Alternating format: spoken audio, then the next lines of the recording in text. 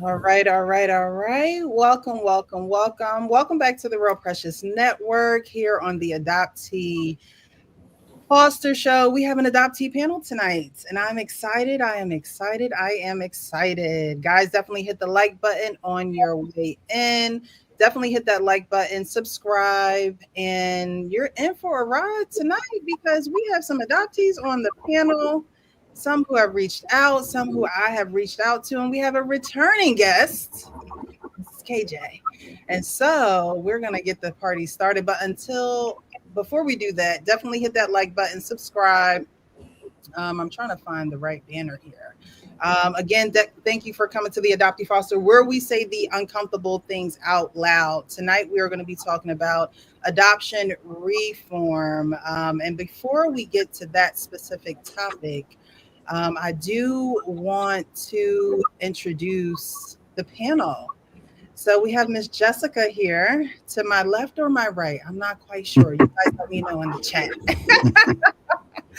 Jessica, how are you this evening? And let us know, I always say, let us know how you became an adoptee.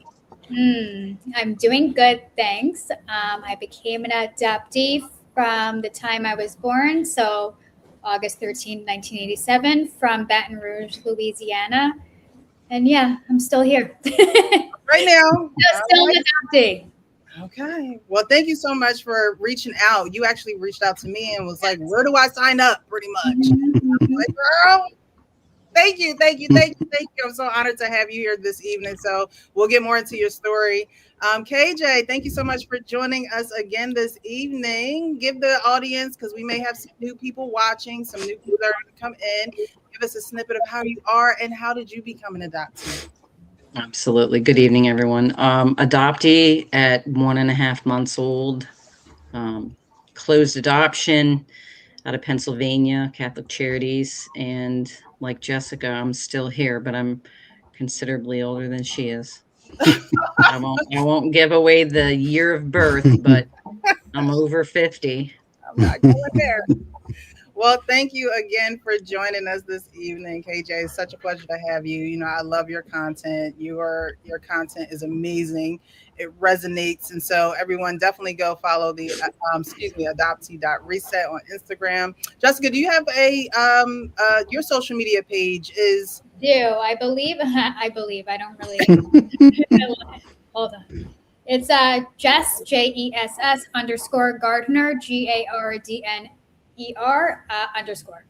All right, go on ahead and if you can, guys, whenever you can, just put it in the chat. Yes, I'm in the chat right now. Miss Kristen, how are you this evening? Thank you so much for being here. Thank you for the invitation. I'm excited. I'm glad to be here. You know, sharing these stories is really important. I am an adoptee. I was adopted at age 5 through a public adoption through Department of Social Services. And like KJ, I'm over 52. So, but I was in foster care from birth till I was adopted at age 5. So, okay. Mr. Leon, there may be some that don't know you because I'm going to do me too. Except from this. My name is Leona from Detroit, Michigan. I was in a closed adoption through Detroit, Michigan. Currently live in Maryland. I was adopted around 2 or 3, I think. I'm in the process of getting my paperwork. So once I get that, I will be able to, put that as a part of my story. My parents are, my dad is Black, my mom is white. So there's a lot of contention in that dynamic. So I'm, just trying to walk it until I can figure it out. And I want to say welcome everybody to the panel, and I hope we all have a great time. All right, all right, all right. And I am Precious. That is my middle name. My first name is Michelle. I was actually adopted into a family where my mom name is Michelle, and so she gave me the middle name Precious, and that's how. I don't know if I've ever told that story before, but that's how Precious came about. I was adopted at the age of 8. I was turning 9, going into the 4th grade. I've lived in about 4 foster homes in a closed adoption, and I'm in Jersey. I'm in Jersey. I lived in one part of Jersey, grew born there and raised in another part. And so yeah, we're here on the Adoptee Foster Show. And now I am hosting a show with fellow adoptees who are not uncomfortable saying the uncomfortable things out loud. Thank you guys so much for your courage. And thank you again for joining this evening. So I want to, again, Jessica, thank you so much for this topic this evening. Because when Jessica, I'm telling you, Jessica was like, where do I sign up? This is what we're talking about. And so she gave a topic of adoption reform. And I thought that would be an awesome topic for tonight, just because, adoptees we're not always in the room when laws are made. We're not always in the room when people are talking about what should change with the system, what should change with foster children, adoptees. We're just not always in the room. And tonight we're all in the room. And so I definitely want to get into that more. However, before we get to that, I do want to ask everyone, Jessica, how did you find the Adoptee Foster? How did you come about the page? I stumbled across it on Instagram as I don't know how it showed up. I think it might have been a story I've seen, and I went onto the YouTube and I saw that you did live shows, and I thought that was so interesting that, and with multiple people. I've only ever been on one where I've told bits of my story, but never one where I really get to talk to a bunch of other adoptees and see what they have to say and kind of piggyback off one another. So, and yeah. KJ, how about for you?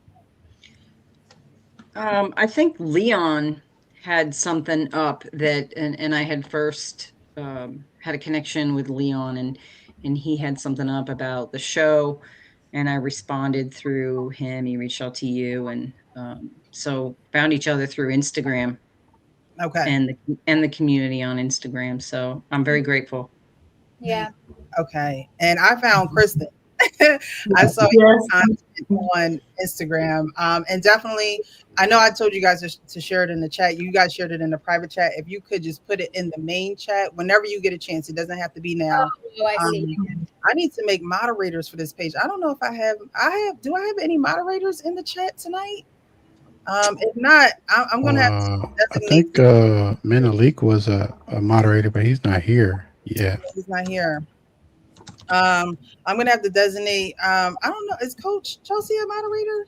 I'm not sure. Maybe watching your channel, but definitely drop. I definitely want everyone to be able to follow you guys because you have awesome content. You are in the community, and okay, Coach Chelsea is here to the rescue. All right, girl. So I met Precious. I actually found her on the Lapeef network. She was on a panel, and I just started following her, and I didn't know that she was adopted and that she was doing adoption content. And so I was like, this is perfect. This is right up my alley, and we've been on the hip ever since. Yeah, we've been hosting these shows. We started on Instagram first before I came back to YouTube. Because I had done YouTube, like you said, I was on panels of, other channels and just dabbling in the YouTube streets a little bit, and then I was like, you know what, let me, I'll just have my own show. I stopped the panels because it was more drama than I needed on a Thursday night, and I started my own thing. All right. So I just wanted to know how, everyone is finding the channel, because we ask people to we ask them to share, and they hear your stories, but we want it to, definitely go through the Instagram or the TikTok, the YouTube streams. And so again, you guys, whenever you can, definitely drop your channels so that everyone who's watching can follow you and go along for your journey too. I think everyone is still on the journey. Leon's currently on the journey. Kristen, you're doing great things with interviewing adoptees and telling your story. KJ, your content is amazing. And Jessica, you are doing the same thing. So I really appreciate you guys. All right. So adoption reform. Let me see something here. So we have adoption reform. What does it really mean? Censoring the voices, rights, and lifelong well-being of adoptees while creating a more ethical, transparent, and accountable adoption system. So you guys read that again. Censoring the voices, rights, and lifelong well-being of adoptees while creating a more ethical, transparent, and accountable adoption. And while that is a mouthful, what do you guys think about that definition of what adoption reform really means?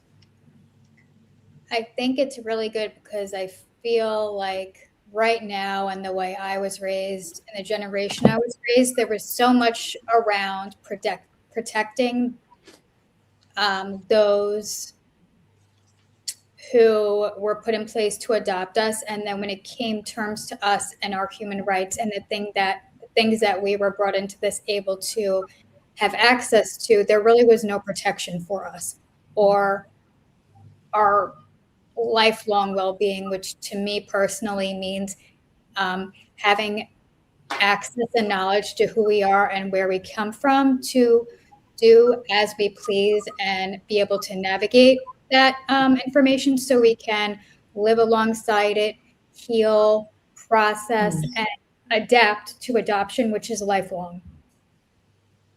Yes, it is. Yep. Yeah, so I think yeah, on top of that, like when you look at it's almost I hate to say it this way, but it almost like we're the criminals. You Yeah. know, like we don't have access to what we need um to transform our identity because we always we're starting off at a loss already, in life. And, you know, it's hard enough navigating out of that, and then trying to get access to your information, that's like another headache, um is information that you actually need to be able to, navigate your life and really I think you should be able to connect with your family if they aren't I think if they aren't a harm to you, right? Like if they aren't showing or you know there are some families who try to look for people, when they're adopted and they might be a harm to them, right? And so Mhm. I think the closed adoption, it has some value in that aspect, but also I think you should be able to reach out. Like if you had siblings or cousins or something, you should be able to reach out to somebody that's a part of your birth family so you can, curate that connection, you Mhm. know. I definitely agree with that. I agree with that. I mean, the foundation of who every human is from the start of their life, right, is where they come from, um, where that is, who those people are. So for adoptees to build their life with that foundation that is incredibly broken and is shattered, and for children, it's near and close adoptions, it's unattainable to reach. It really is. Especially if you're not having people help you put together those pieces. Hmm. So for us to be expected to form and normal, you know, I don't know. It is very hard because especially in closed adoptions where you're not some people are not told that they're adopted. So No. they don't And have a reason to look. They don't have suspicion until their inner selves, right? The part that's not adopted legally, right? Because Hmm. we were told by Julie, adoption, a trauma informed coach, that our emotions towards adoption is cellular. And I wholeheartedly believe that. When she said that, it was like, girl, you preaching, because Mhm. it is cellular, right? Mhm. And so we are adopted. We have 1 years old, a couple months years old, 9 years old, 5 years old. We are adopted at different ages and stages in our lives. And so while we are adopted on the outside, the inside knows that something is not quite right, right? And so even with those who try to withhold information, when you're not told that you are adopted, which should be a human right, like it is, in UN, it should be a human right for you to know that you were adopted. The Mhm. fact that you can legally adopt a child, but there's no legalities around you telling the child they're adopted, the fact there are just so many laws that need to be created that do not exist. Period. That is They one of don't them. exist for us. They exist, but not Not for for us. Not for us. No, not for Yeah, us. true. Yeah. My thoughts and everyone's ideas are similar to mine. Is that my hope is that the future of adoption, because it hasn't been this, like from this moment I'm speaking prior, the future of adoption should not be built without the people who live its consequences. And Absolutely that's not. what we're all doing Right. every single solitary day, Yep. not included. And we're the ones living it. So Right. Right. I think, Ultimately, the product yeah, doesn't. I think, right. The voice, the things that I've seen in the past probably 5 or 10 years of people coming out, feeling more comfortable to speak, has been powerful, and it needs to continue. Mm-hmm. I think it took me many years for me to realize that so much of what I struggled with, because when I was young and I've been in therapy for since I was a kid, but nobody, they would say, "Oh, you're adopted. Like, how do you feel about that?" And I was just always, it was always just fed to. I don't want to say the word fed, but how grateful people were to have me. So therefore, no matter what and no matter how I felt, it was a good thing. Um, Oh, the grateful statement. Grateful statements. So when people would ask, I couldn't even tap into my own emotions. Like when I was alone by myself in my house, I knew the feeling of loneliness. I knew the feeling of void and the feeling of mystery and those types of feelings. But when you grow up in a closed um, infant adoption, that is my normal. So I didn't know how to decipher that this was pain. This was my body reacting, not just something that I had to process. Like I didn't, it took many years for me to realize that so many reactions were to the world and my feelings within myself and my safety within myself and within this world came from everything I just kind of buried as a child to because and I didn't want to upset anybody if I were to speak about it in the way that I do now, which can be potentially upsetting. I find. Yeah. So there is a book. I always bring this up, and they'll probably get tired of me saying this, but it's a book that Precious brought up. It's called The Primal Wound, Yes. and if you haven't read it, I suggest that you read it because it'll help you understand like the feelings that you're actually going through as a kid. And Mm-hmm. like when you read it, you look back and you're like, oh, that's why, I was doing this, or that's why I was pulling back, or that's why, when I had certain feelings, I was doing certain things, right? Like, so I was a daydreamer as a kid. I actually got in trouble in school because I would always be, my mind would just be somewhere else, not in class, and so that book really opened my eyes and really educated me about my, what I was going through.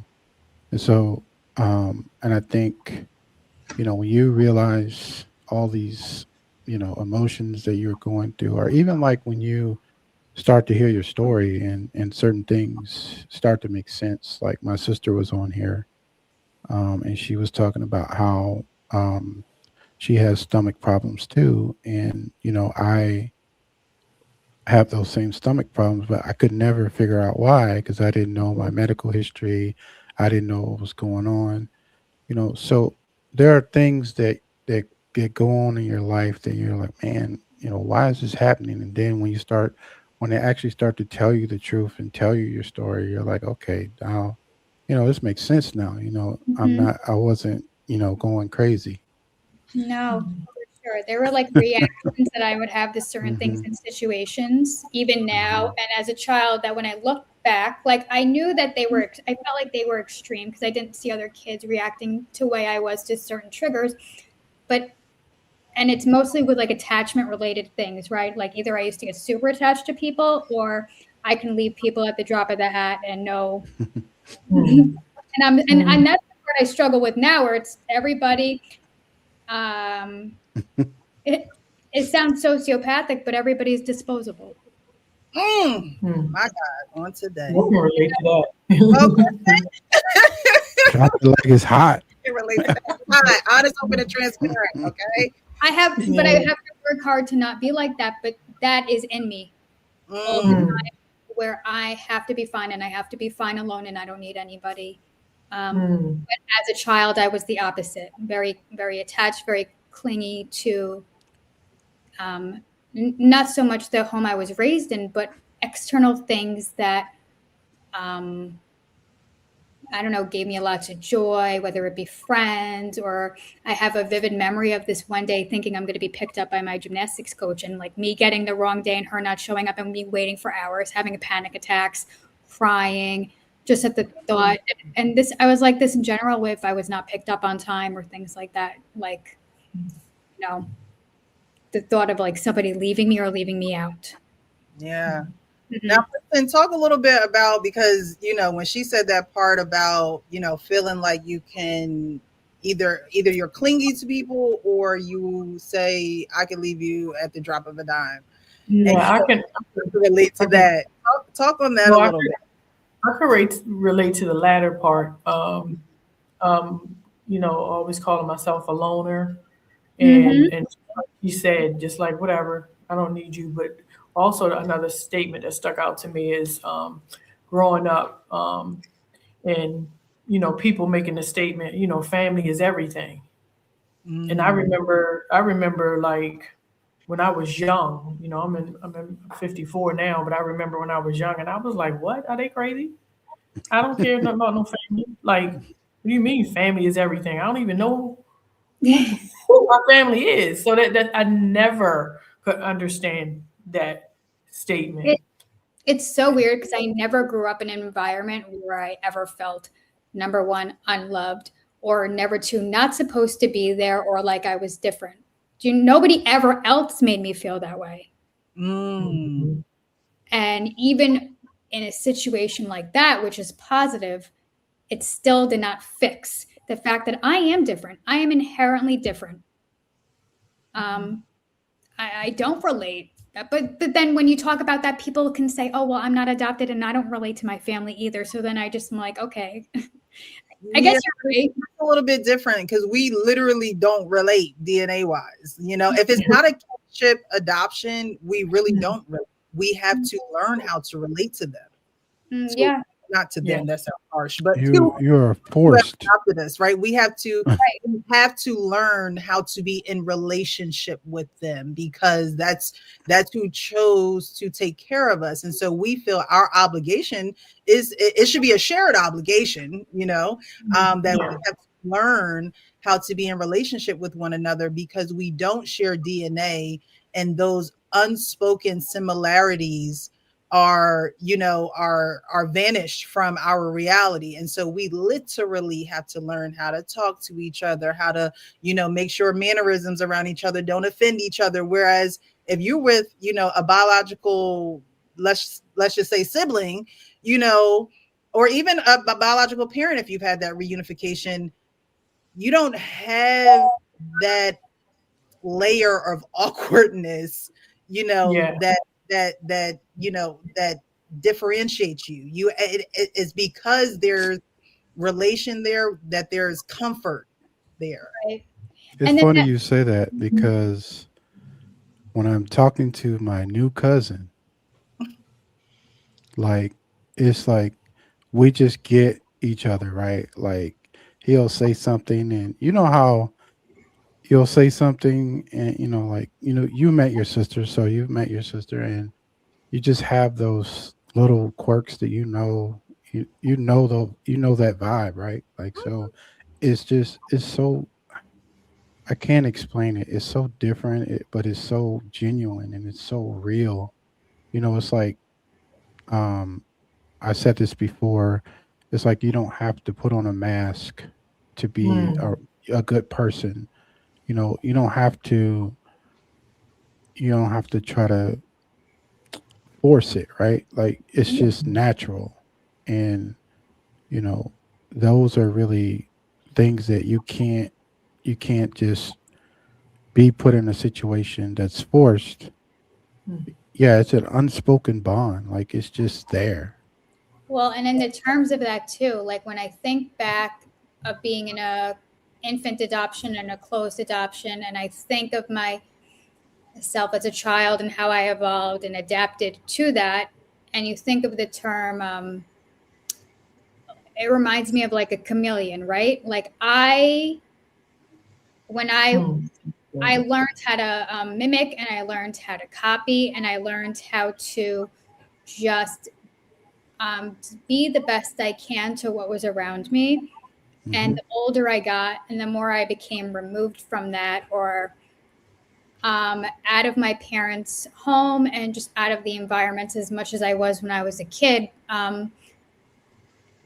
parts of those things started, and through my own life experience, started to kind of fall, right? And Mm. I couldn't never get them back because those parts of me were not natural. They were not who I actually was. It Hmm. was just trying to You're adapting. You're adapt, adjusting. Yeah. Yeah, you're. you know. Yeah. We So talked about that a couple lives ago. How much of your personality and who you are comes from your adoptive parents, and how much of it comes from your biological parents and their family? And I think Yeah. for a long time, a large part of our identity, again, depending on what age you are, and especially if you are adopted, from birth on, a large part of your identity is influenced by those who have adopted you. Mhm. And while whether that can be a good or a bad thing, the other side of that is that you do have an identity inside of you that you never really tap into until you know the truth about your adoption, until you know the truth about your biological, family.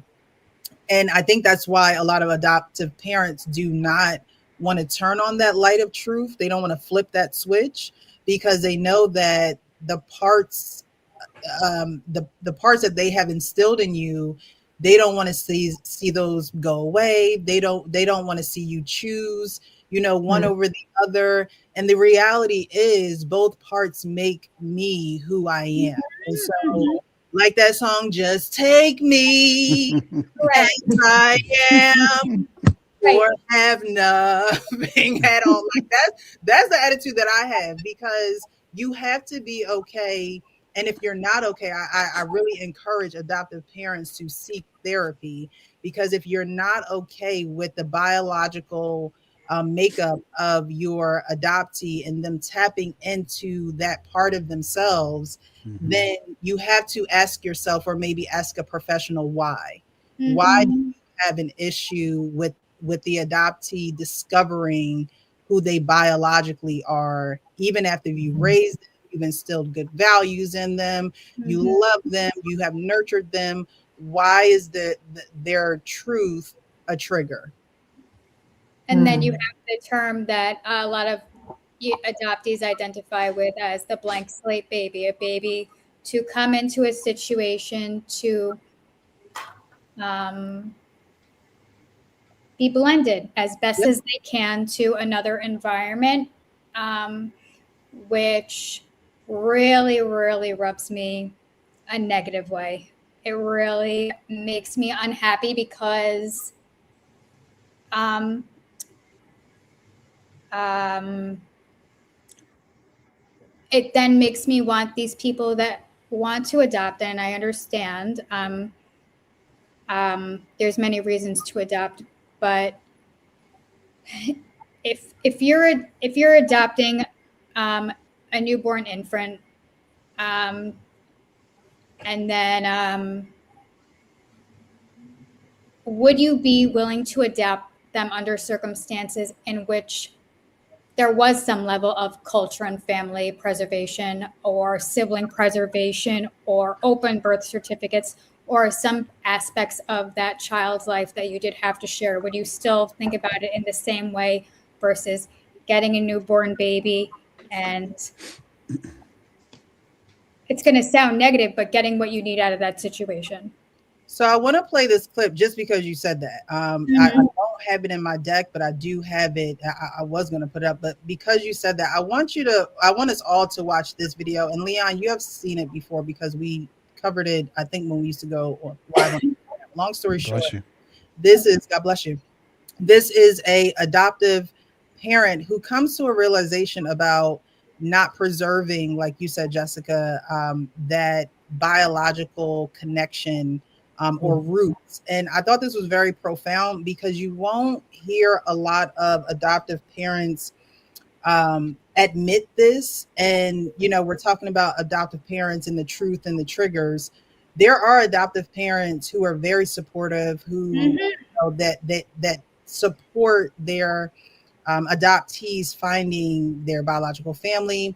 And then there are some who don't. So, you know, I think those conversations need a blend of adoptive parents, where adoptive parents who, you know, have found it within themselves to be supportive. I think that they should talk to the adoptive parents who find it triggering. And I think that the conversation can definitely go far if everyone is honest. But I want to play this clip. Regret is changing my children's, taking away Can their you right to know what hold on? Here we go, StreamYard. Work with me now, not against me. decided their name. All right, I'm going to start it from the beginning. Again, this is an adoptive mother who comes to this realization of stripping her adoptees of their biological first names. Biggest regret is changing my children's, taking away their right to know what their mother decided their name would be. Especially in my mother's and in my children's case, their mother did not place them up for adoption. She lost them through addiction. My son was 10, so he always knew her. And I changed his name. He was 10, and we changed his name. My daughter was 2, and we changed her name to fit our purposes because we wanted all of our kids to have J names. And now that is the most shallow, self-serving. It makes me sick to my stomach that we did it. I'm so angry at myself for not knowing enough about adoption at the time I adopted them, to have given them that, to have held on to. Yeah. That's good. Yeah. So many when I think of my childhood too, just that phrase she used, to held on to. I would have given as a kid. I spoke to you prior, but like when it came to the information about myself and when I would ask certain questions, I only asked certain things when I was ready to have them. However, I would have done anything at any point in my life to have had a name, to have had a picture, to have had a letter, something that just came from somebody tangible, because adopted in the way that I was almost makes you feel like you're not real, like who you like you almost feel not just mysterious, but not real, not knowing who and where you come from, and that being a mystery and not knowing if you'll ever find it is such it's a very bizarre place to be when you're a child. It's mental and emotional anguish that you don't know really what to do with. Yeah, every single day. That I can't think of a single day of my entire life that I have not thought about something related to adoption. And as a child, that was just wondering who I looked like, or if I had siblings, or just like the very nitty gritty. Not even so much wanting to meet these people. I wanted little things to hold on to that made me feel real. Yeah. I just wanted to add too that I resonated with that what you just shared, because she said by changing her children's names to what she wanted to be. It was self-serving. So Right. my thought process was, I think depending upon why an adoption occurred, like people have to remember, like, these may be children and infants, but at some point, this is a human being that has a whole identity that's going to become a person, right? Yeah. And sometimes I think there's this sense of ownership, like they own you. You're like a piece of property. It's like, but there's so much that comes with that. There's so many layers that come with that. But a Mm-hmm. lot of, like in my case, I was adopted by a couple because my adopted mother could not have children, and because she couldn't have children because she was sterilized as a Black girl at age 16. I was adopted, so she has her own trauma Mm-hmm. that initiated her need and want to be a mother, and Yeah. that's spilled. I mean, that's spilled all over into my upbringing, and then to have lost my adoptive mother. And there's another loss. So now the only mother that I had decided to adopt me is now is gone. But I think there's this sense of, like we said when we opened up about this, I'm doing something. I'm choosing you. But there's this selfish part of that Mhm. and then you being a vulnerable child or a vulnerable kid, you have no say so. So I think for me, I know one of the biggest things I keep reiterating, and I'll reiterate it when I'm having discussions and talking to people, is like, you do not get to tell my story. You don't get to tell me I can't ask questions. I'm big on that. Like, it Yeah. doesn't matter, and I keep always saying, it doesn't matter if the story is ugly, pretty, good, bad, whatever. It doesn't matter. It's mine. It belongs to me.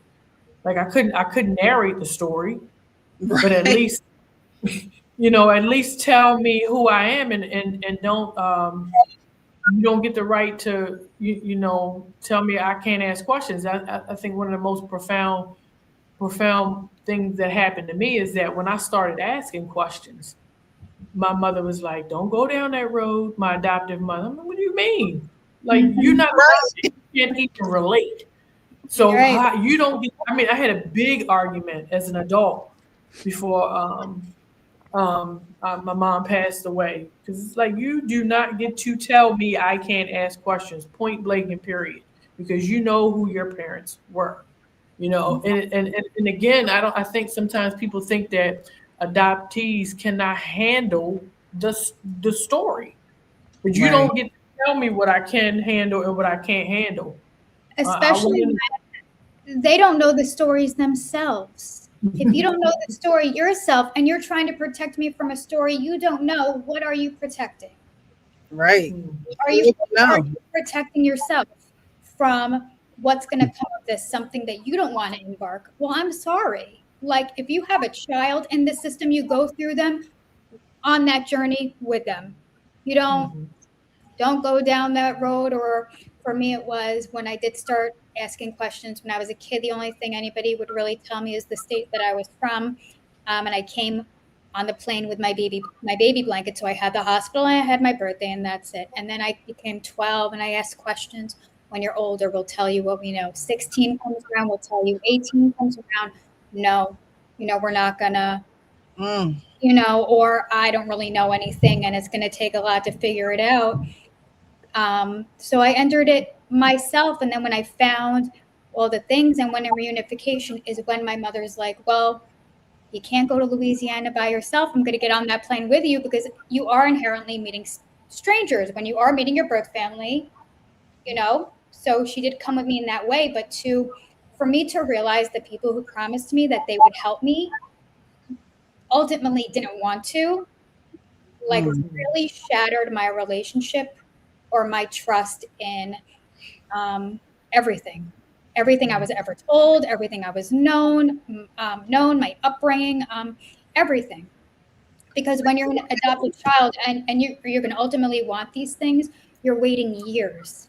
Yeah, can Yeah. you imagine the anticipation, from 10 and 15 and 18? It's like, can And you then, imagine? And then just still not getting No. The answer is the emotional.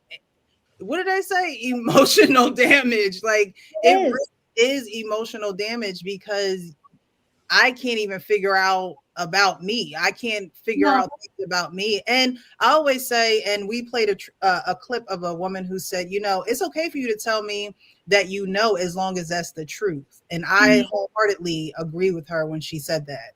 It's okay to tell the child that you adopted that you don't have any information and you don't. I mean, there's you got to have something unless they stole you. Yeah. Okay, you gotta have something, right? So you can't tell me you got nothing.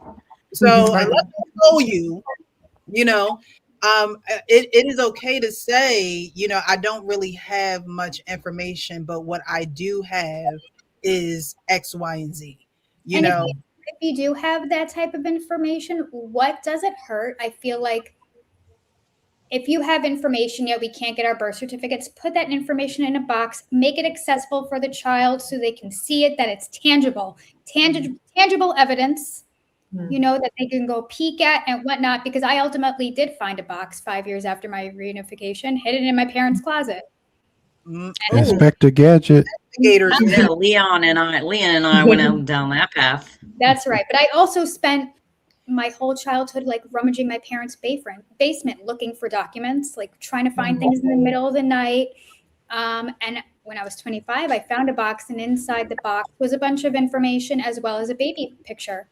And I said to from when I was born, and I said to my mom, like, why didn't you ever give this to me? Why is it hidden? And why did you think I would not want it? And I said, this is the only evidence of my existence before I came here. And you hid it. What So response? she just thought, she said she thought it wouldn't matter, that it wasn't a big deal. And I said, what makes you think you have a shrine of me in your house? A shrine. And this is hidden. Oh my God, what's today? And I think for adoptees, it's like what that actually means, right? The bigger picture of that. We don't want this. We want this. Yeah, and I think goes away. I was telling you guys earlier before we started.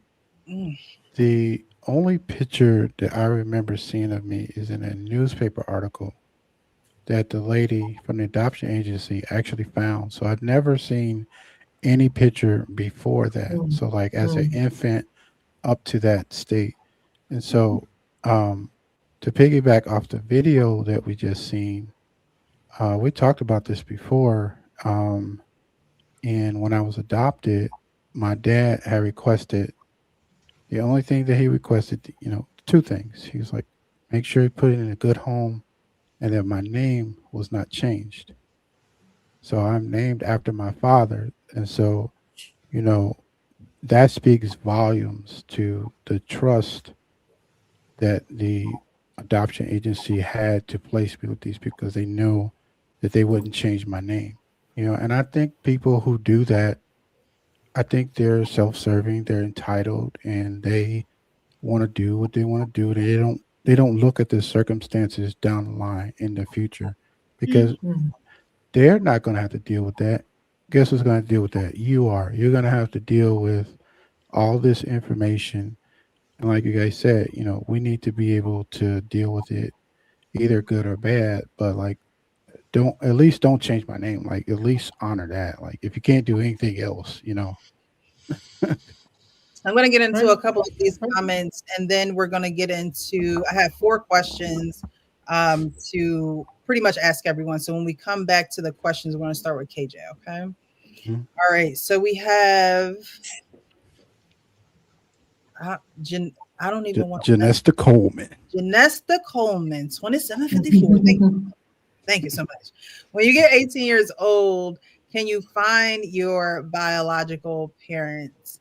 And the answer to that is yes.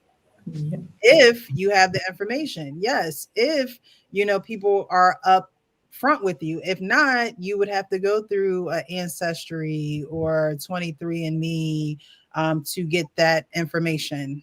I know I talk about this a lot. I had a life book. So I was adopted. I think I was the oldest adopted on the panel. So I was 8 turning 9. So I had a life book when I got adopted. And so my mother's First name was in there. My dad's first name was in there, and just a little bit about who they were. Not even about who they were. It was the reason why I was adopted, pretty much. You know, they make it seem like that's who they are, but it was an explanation on why I was adopted. And so, you know, someone told me to put my biological last name on Facebook. I was in my early 20s and I did it. And the person who reached out to me was the only relative that I had a picture of who was in my life book. Oh, And I was wow. like, oh my goodness, that in a picture. I was like 7 years old in a picture with her. I don't remember the actual moment in time. However, we were at like a McDonald's or a Burger King, and they, you know, she was the daughter of the great aunt that we were placed in her home when my mother just couldn't get it together. She was addicted to drugs. She couldn't get it together. So our great aunt took us in before she passed away. Then we were placed in other foster homes. So long story short, I found out, you know, those life books give you a little bit of information, but because you pretty much all of you were adopted so young, did you even have a life book? Was this something that, you know, that you received? I mean, your life really started in adoption. I I had a don't baby recall. blanket that came from the hospital. I Yeah. don't know. So, right. So when you say when you get 18, can you find your biological parents?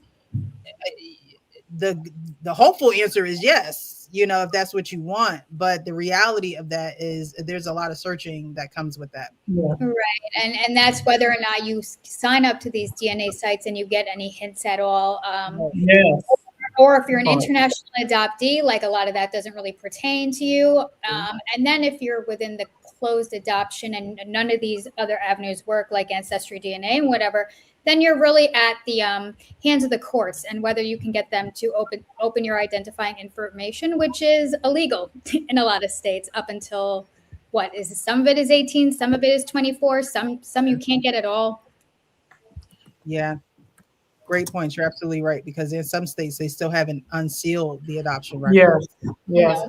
I actually spent a year because I had only connected with my maternal side, and no one knew anything about my paternal side.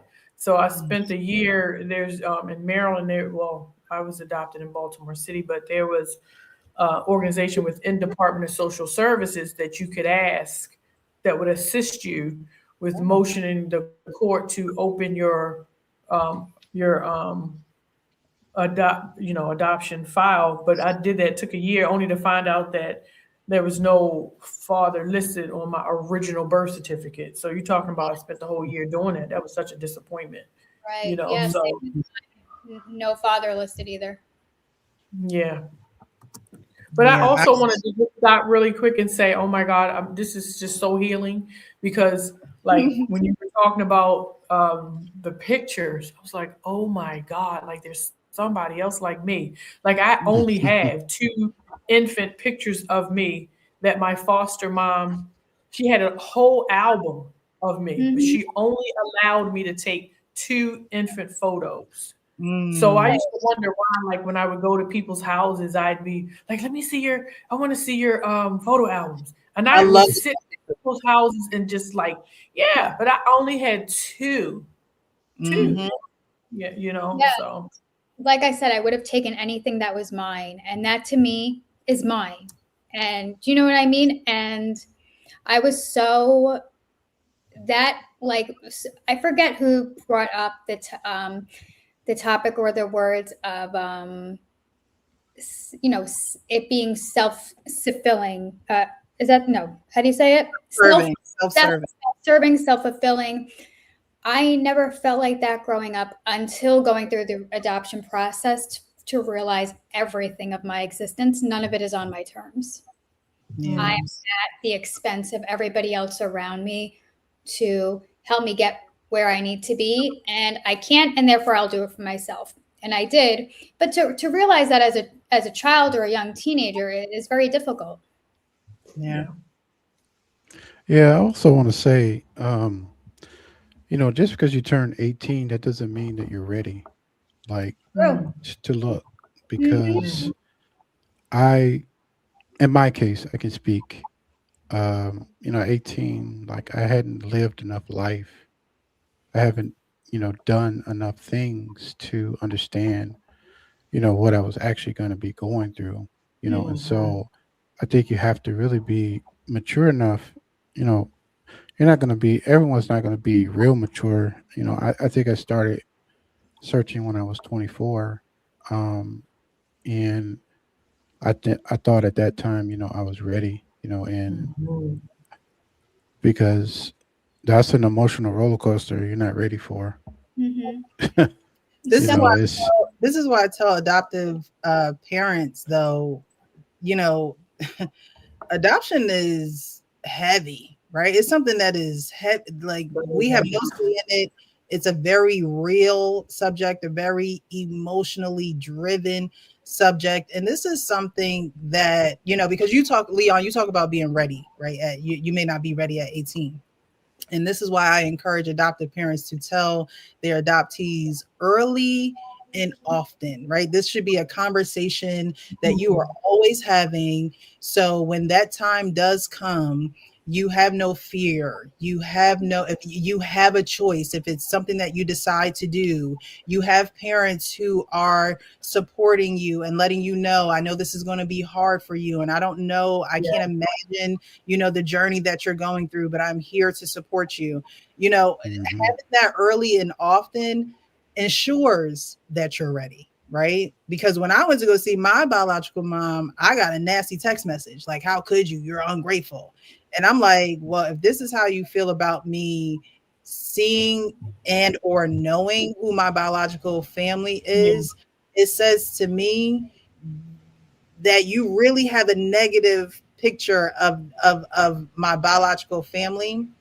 And in turn, internally, it made me feel like you don't like a part of me. Mm. Like, there's a part of me that you don't like, and I can't do anything about that. I can't do anything about how I was brought into this world, right? Yet you get to benefit on that because you chose to adopt me.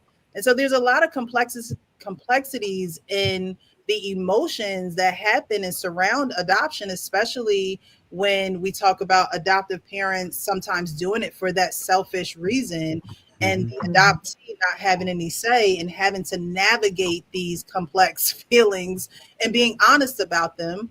And when you're honest about them, like you said, Leon, it's almost like we're the crooks. Like, like we on trial, or our hands are behind our back and we're being arrested for doing something out of, the script of the adoption fairy tale that adoption agencies give you. And hmm they need to really prepare you for the real emotions that come from adoption, even if an adoptee is brought up in a loving family, because mm-hmm. that duality and that reality of who we are within our biological nature is going to be a thought for some, and that thought is going to turn into wanting to act upon that for others, and hmm acting upon that for others is going to turn into reunification, and Mm-hmm. reunification may turn into relationships. And so now you're stuck in the middle of, oh my gosh, I know my adoptive side, and now I know my biological side, and And I you're just want stuck in the everything to middle. get along. However, you on that side of the camp, you on that side of the camp. I'm like, okay, which family reunion am I going to this year? Who am I going? And I don't want to feel bad for not going to one because the other, don't want to really be supportive in the process. We're in a tug of war so often that I know that you guys may agree, but when we get some alone time, it's like, oh my goodness, thank you, because I need time to sit with myself. I need time to Mm-hmm. regulate my emotions that not many people understand. hmm They Well, don't understand it.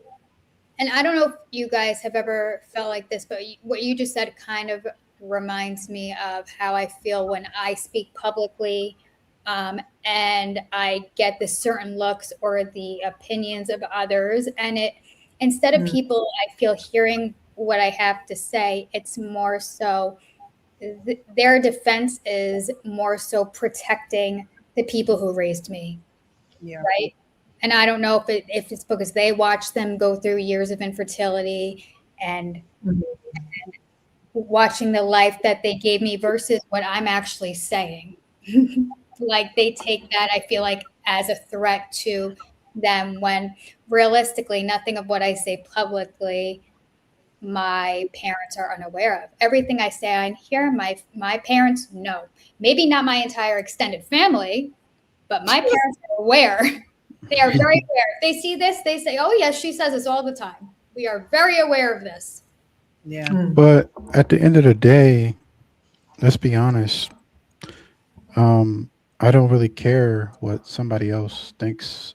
No, What That part. my story, no, you no. know, Certainly, if they're not going to educate and ask questions about it. yeah. Like Right. if somebody, you know, adoption already has a preconceived notion that most kids that are adopted are bad and they troublemakers.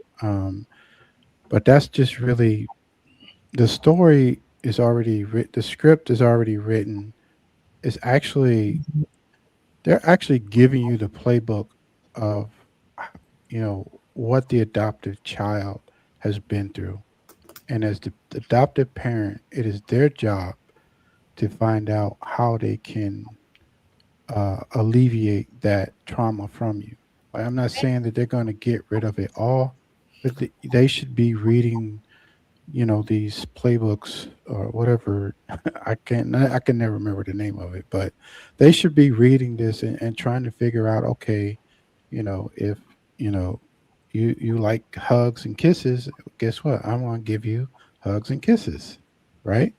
If you like to spend time outside, we're going to spend more time outside. Like, Yeah. it's not, they make it more difficult than it really has to be.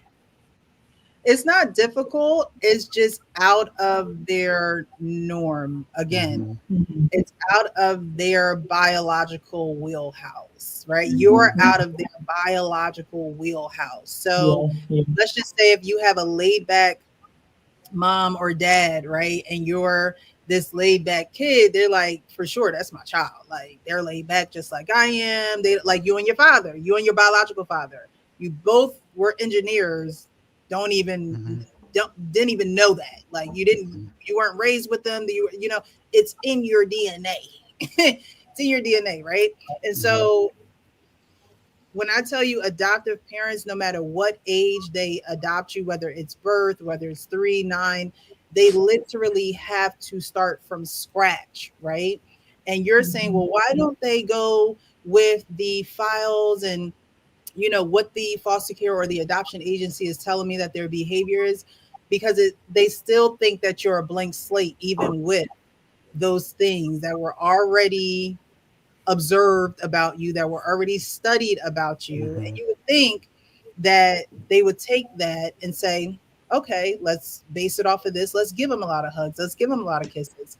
But when you are self serving, you're not thinking about what you're supposed to be serving. You're thinking about yourself, right? And Hmm. so can't come outside of yourself to say, okay, who I am may just not work. The person that I've been for 30, 35 years, whatever age your adoptive parents adopted you, because there are some late discovery adoptees who were Hmm. born later in life too, or they were adopted later in their adoptive parents' life. They are going to, they're not going to say, well, I've been this way for however many years. I'm not going to change now. They're not going to change. They're going to be when you have someone who is not like you in your biological nature, that requires you to be someone almost that you're not, because Hmm. we have to be adoptees and assimilate to people that we're not like. We have to do that, right? And so sometimes that reciprocation is not given back to us to say, you know what, they could be acting out of their normal biological nature, and obviously so, because they're not around their biological family. And so I have to do some things on my part and come out of my biological nature to meet them halfway, because if not, where is the connection going to form? Right. Mhm. And Connection has to form somewhere. so much of this is done subconsciously, right? Like Yes. as a child, you are not cognizant until you're older and you look back and think of all the things that you did to adapt and to survive this environment. Not that this environment is inherently going to kill you, but to make it seem or force it to be natural. Mhm. Yeah. Natural as it can be, anyway. All right, so we're gonna get to this first question. I have four, so we'll see if we get to all of them. We should. But I'm loving the conversation. If you guys are loving the conversation, definitely hit the like button. Share this video to those who are, adoptees, former foster, those who are thinking about being a foster parent or an adoptive parent, even those who are just willing to just learn more. Definitely share this video. You have adoptees on the panel who are giving their real, true, honest perspectives about their journeys. Mm-hmm. All right, adoption reform question number 1. Let's see here.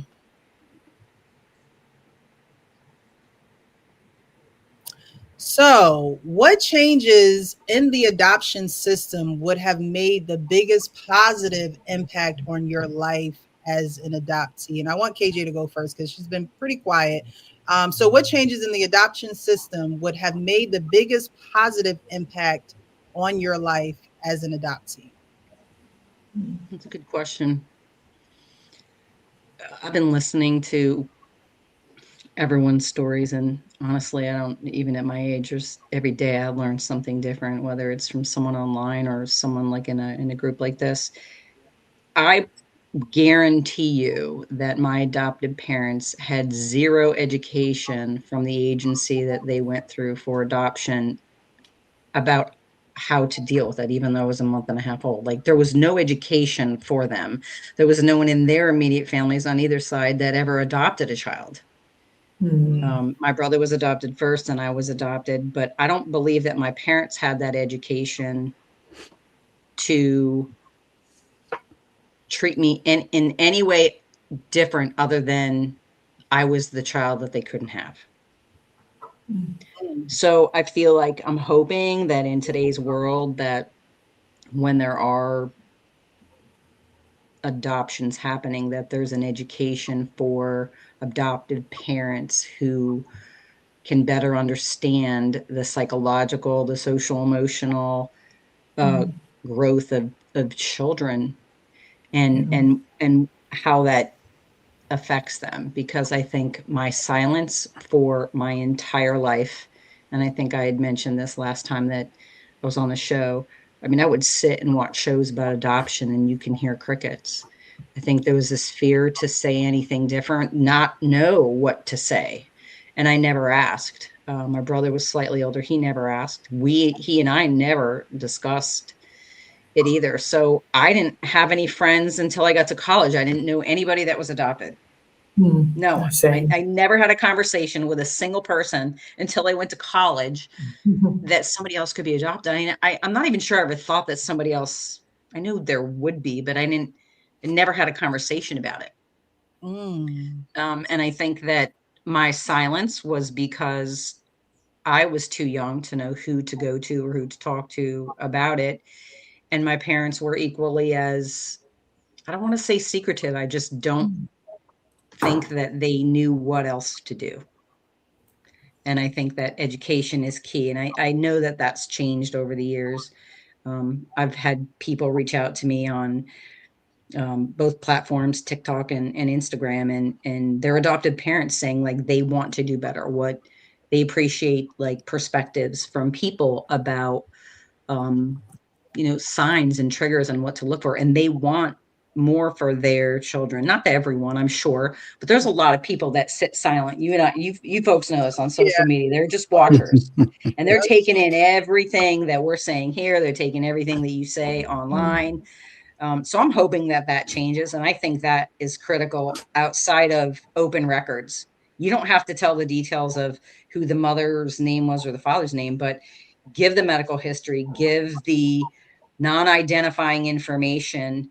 But that's also a fear, because if I could have figured all that without having the DNA yet, and I was able to with just unidentifying information, that's very frightful to people who want that secret to just lie a secret forever. Mm-hmm. Forever. I would agree with the education. I think Yeah. a lot of adoptive and when we say, well, I'll when I say education, I mean that you're choosing adoption, and so you should completely emerge yourself either with adoptees, adoptee groups, with other adoptive Right. parents, because Absolutely. I don't necessarily know of anybody else. What am I trying to think in my family who's adopted? I Yeah. don't think that there is anyone else, right? So no one in the adoptive parents family can educate, support, and support in a way of, hey, ask me any questions. It's support of, oh, okay, well, when you guys are in town, come visit us, right? That's the closest of their support that you get. But education, meaning you have been so indulged in those communities that when you don't know how to have the conversations, you already got somebody on speed dial, or you already have someone in your address book that you can call and say, I'm having a rough time. And I know you said that if I had any issues, I could give you a call, and this is that time, right? So to me, education is not only just textbooks, education is also child psychologists, because Yes. like in Kristen's case, my mother couldn't have children. And so, now, and I'm not saying that you don't know how to deal with children. However, everybody else's kids is always better than your own, because you can back, right? And so when you're dealing with your own, you not only need patience, but you also need a child psychologist who knows that you will be adopting, who knows that you were not able to have children of your own, who knows all the factors going into this, and how emotions or how emotion driven this topic of adoption, this very real situation of adoption is.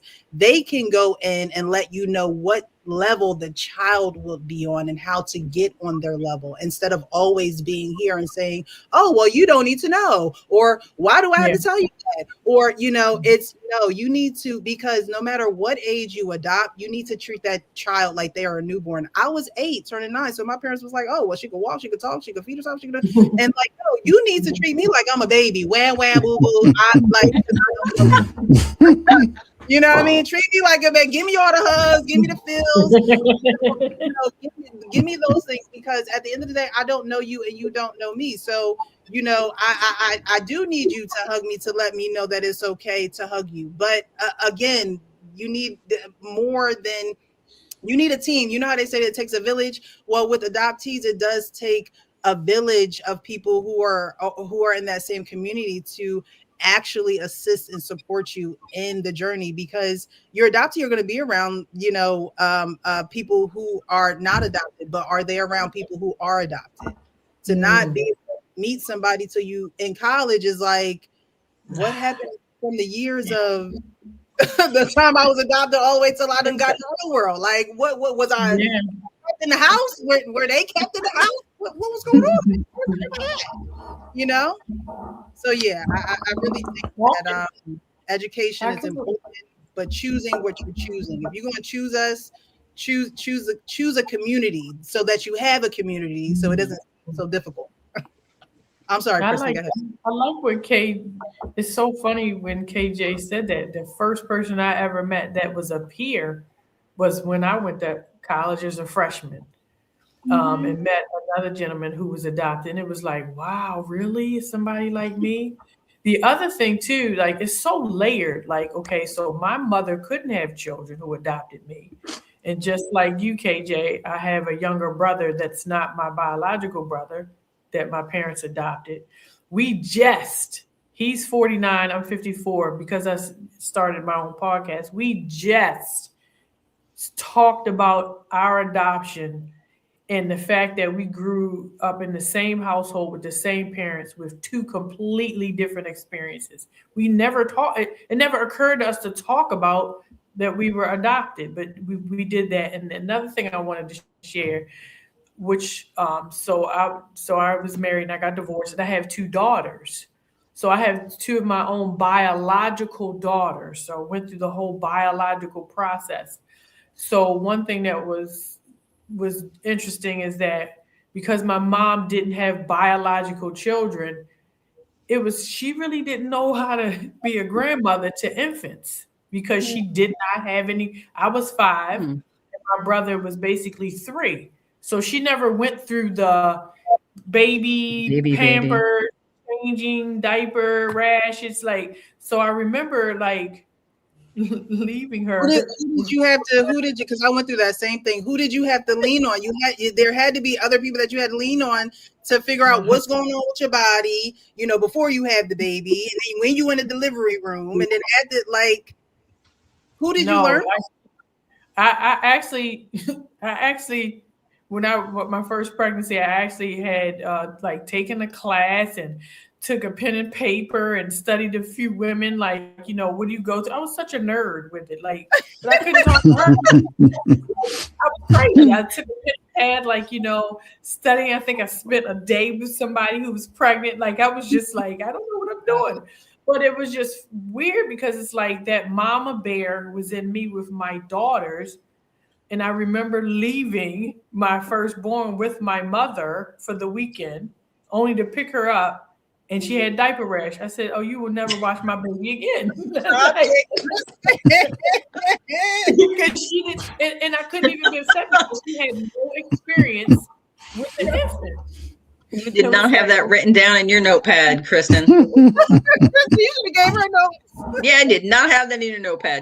You didn't tell me I had to put it on there every time. But it's so layered. You don't really understand how layered and how impactful. Like, my mom didn't have infants. She didn't know nothing about it. I was walking and talking, So I've talked about that experience too.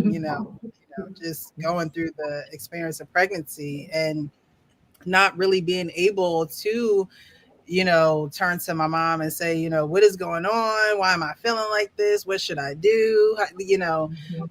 And even that, I don't know if my mom found it awkward. Maybe we should have a conversation about that one day, but I don't know if she found it awkward, but I did. I found it awkward, as a woman having a child and not being able to really having to, lean on people that were around me who went through the experience. But Kristen, you said something, and then we're going to. I was going to say, but the other deeper thing with that is my mother, the circumstances behind why my mother could not have children was trauma. Yeah. And now me being her adopted daughter, coming to her telling her I'm pregnant. And I will never forget the look on her face. It wasn't like oh my God. It was more like, oh my God. Like, because she couldn't have children. Yeah. And just to share a really transparent moment, because like I'm all about like vulnerability and transparency. So my mom got pregnant at 16, couldn't have children, was sterilized by a doctor, right? Mm-hmm. I get pregnant at 16. And my mother wanted me to have this baby at 16. My dad was like, "No, you're not having no baby." And he did not tell me why. And I shared this on my podcast. He did not tell me until I graduated from Howard University why he made me have an abortion. So I was forced to have an abortion at 16. And so he told me, I made you have an abortion at age 16 because your mother, that was not going to be your baby. Your mother would have taken over that baby. That's why I made you have an abortion. You were going to school, you were getting an education. So you just never know, like, the trauma it goes deep. She couldn't have children. She was sterilized. My parents married, and my dad was a pediatrician. My mother was a teacher. He attempted to, like, through his medical experience and education, to reverse the effects or figure out what he could do for his wife, my mother at the time, but could not reverse it. So, now she's living her trauma through now her daughter got pregnant at same age. Wow. And she does have the ability to have this child, and I want her to have this child. And my father was like, absolutely not. So, wow. So, Thank you much for sharing that. Thank you. Mhm. Yes. All So right. I want to piggyback on what you guys were saying about meeting somebody that was adopted. Hmm. I didn't meet anybody until I was adopted until I met Precious last year. Crazy. Wow. Yes. And I think. so, and when I found out she was adopted, it was like, it was just like, you know, eye opening. It was refreshing. It's like I could text her and, we talk about a lot of things and, I'll tell her, about what's going on with my journey. She encourages me and, I think that's really what you need is somebody around you to encourage you and to, just be level headed with you and, because when you first find somebody how excited you are and you Like, want give it time, Leon. Give it time. All right. you just All right. want the answers, but you can't really get them when you want them. And so, which I kind of knew that in a sense because I've kind of been through this before, so like when I was younger, but like as you get older, it's actually very imperative that once you find somebody, you have to act and you have to try to figure out where they are and you have to try to gain that communication with them because you don't know, when a person might pass away. That's unfortunate. The older you get, I think the less time you have really Mhm. because, anything and I don't want anything to happen, but that's just the reality of life. As we get older, people pass away. And you really want to try to make those connections. Like I met my parents when I was younger. I had no idea they would pass away within years of themselves. Mhm. So just that perspective, right? Yeah. Yeah. I wanted to add to answering the question earlier about what could they do different now. I think there should be free genetic testing. Like, why do Mhm. we have to buy these tests? And like I actually because menopausal. I actually met with a doctor that does hormone replacement, and a part of that is genetic testing. And I'm like, you Mhm. know what, I'm going to do that. But why do we have to pay for that? Like, I think that That's should be something that should be free. Mhm. I Oh agree. yeah, getting back to that question. I think that there should be no such thing as closed adoption unless you're unless they feel like your parents are a threat. And I think you should have open communication with your family at least a few times a year, like a family reunion, like a few times a year, like you go and meet your family, you hang out with your siblings so you can build a relationship because as the older you get it's harder to build relationship with people because you all live different lives and like I think if you were in the same path of their life like you could actually build a better bond with people and not just try to okay I met you now let's go.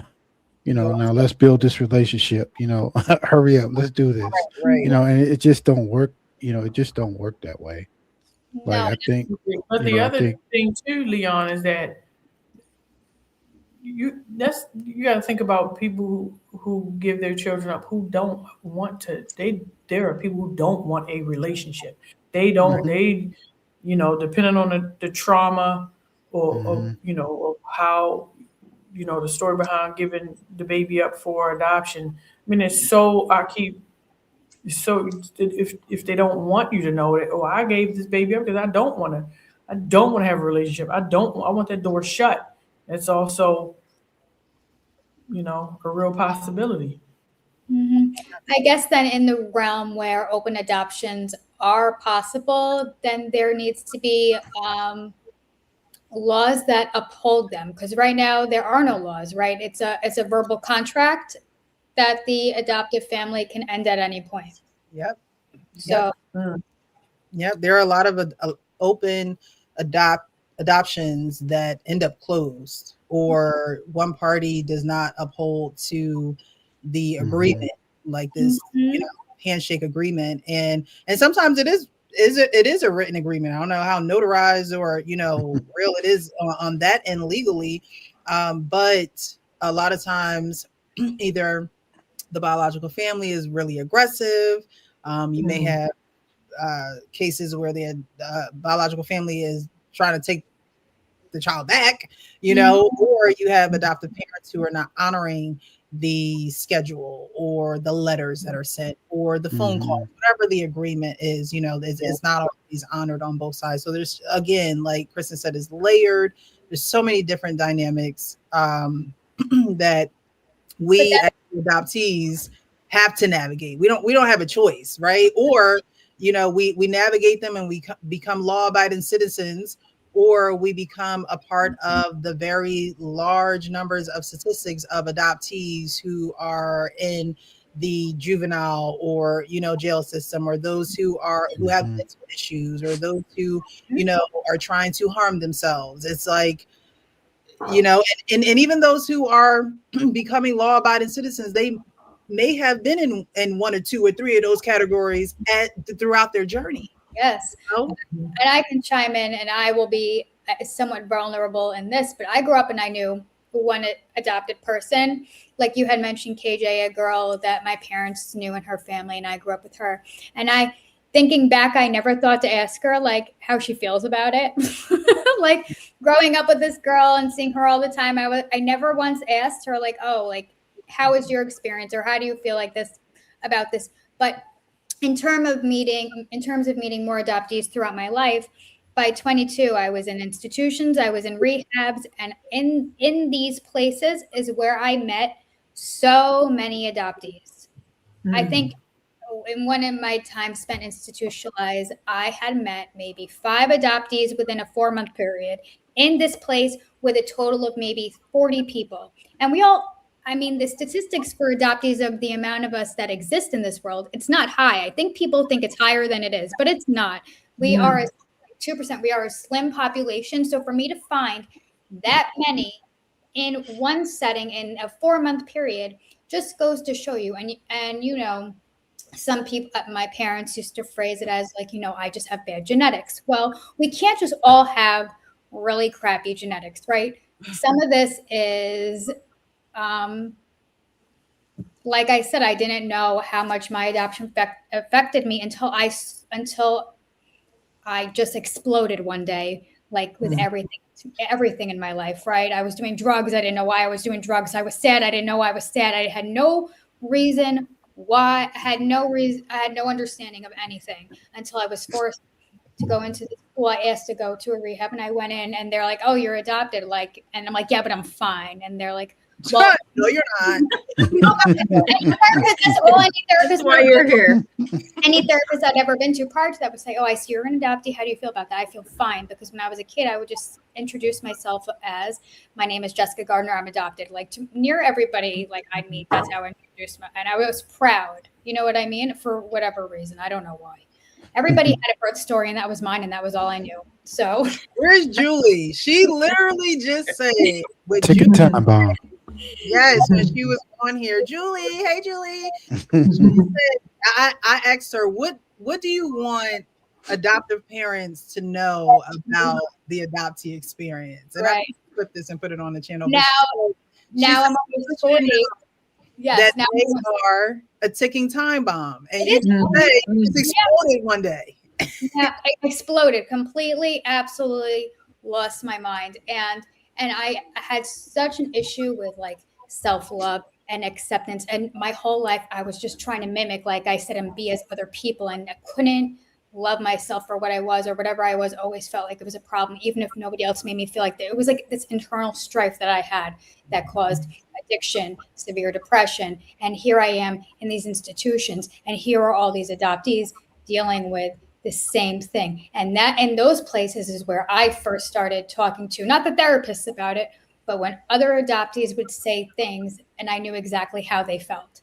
And I would have realized like, oh my God, and this, you just start to real. And by this point, I was already in reunification, and but 40 years now, I'm almost 40, and I'm long since out of these. But now I don't have to say, "Oh, I'm Jessica, I'm adopted." I can say, "I'm Jessica. I'm proud to be Cajun. I'm proud to be from Louisiana. I'm proud to have 6 sisters. I'm proud to know who I am, where I come from, in every sense of the world. How I was raised, what I found, everything. You know what I mean?" You can embrace it all. You can embrace it all.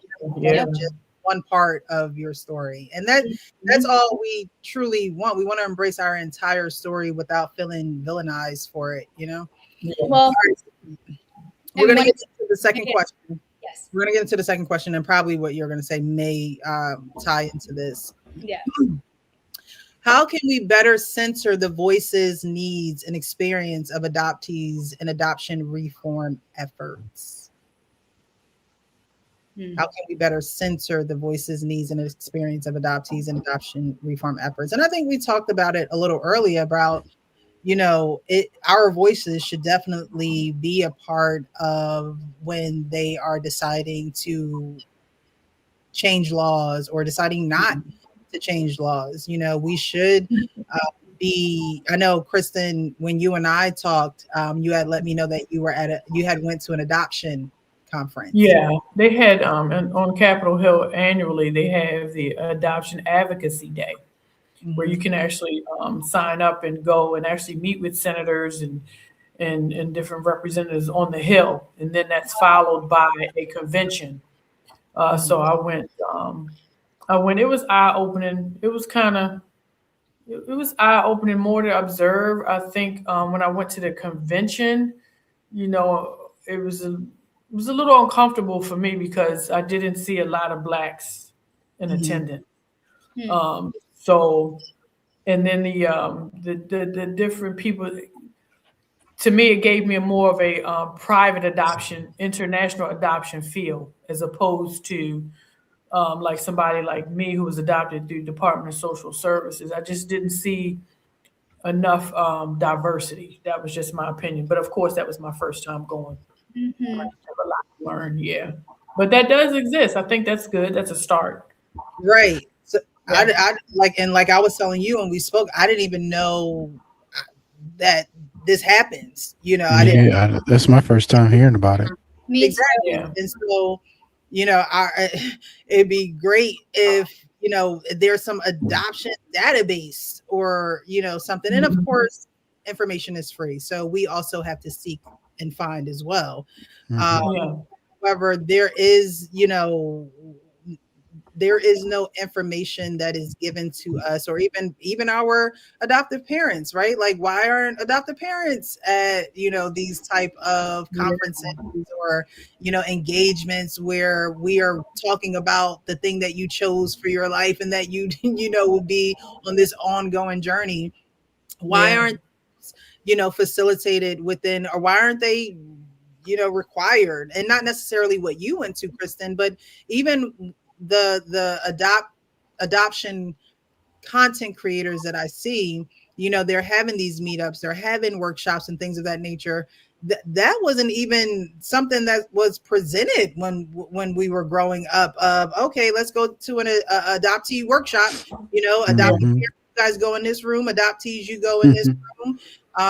We go to summer camp, we go to vacation Bible school, we go to basketball camp. We done gone to all these camps, family vacation, but we don't go anywhere that our voices are literally the center of the actual events or the engagement, right? Everyone just said here that you didn't meet anyone that was adopted. Leon, it wasn't until you met me. College, Kristen college, I knew some people who were adopted in, I believe I was middle school at that time. But we didn't talk about it. I think I probably overheard them say it, but we never talked about it. So, our voices are they were never really taken into consideration in the first place. And so that's why you have a lot of adoptees who come out a lot later, because it's like, okay, I'm coming out of the fog. I've, like Jessica, been in reunification, but there's still some things going on with me that I need to figure out, and I need to, come to myself and find myself. And so, you know, a lot of adoptees may not even know how to answer that question because for so long they didn't have a voice. They couldn't find their voice. They don't have the language. And so I think, you know, definitely having that be something that is encouraged for adoptive parents to embrace on that journey with their adoptees, I think would allow more people to hear adoptees and their voices and how we can reform this system that we are in. Because it honestly started off of deceit. It started off of money. It started off of lying. It started off of secrecy.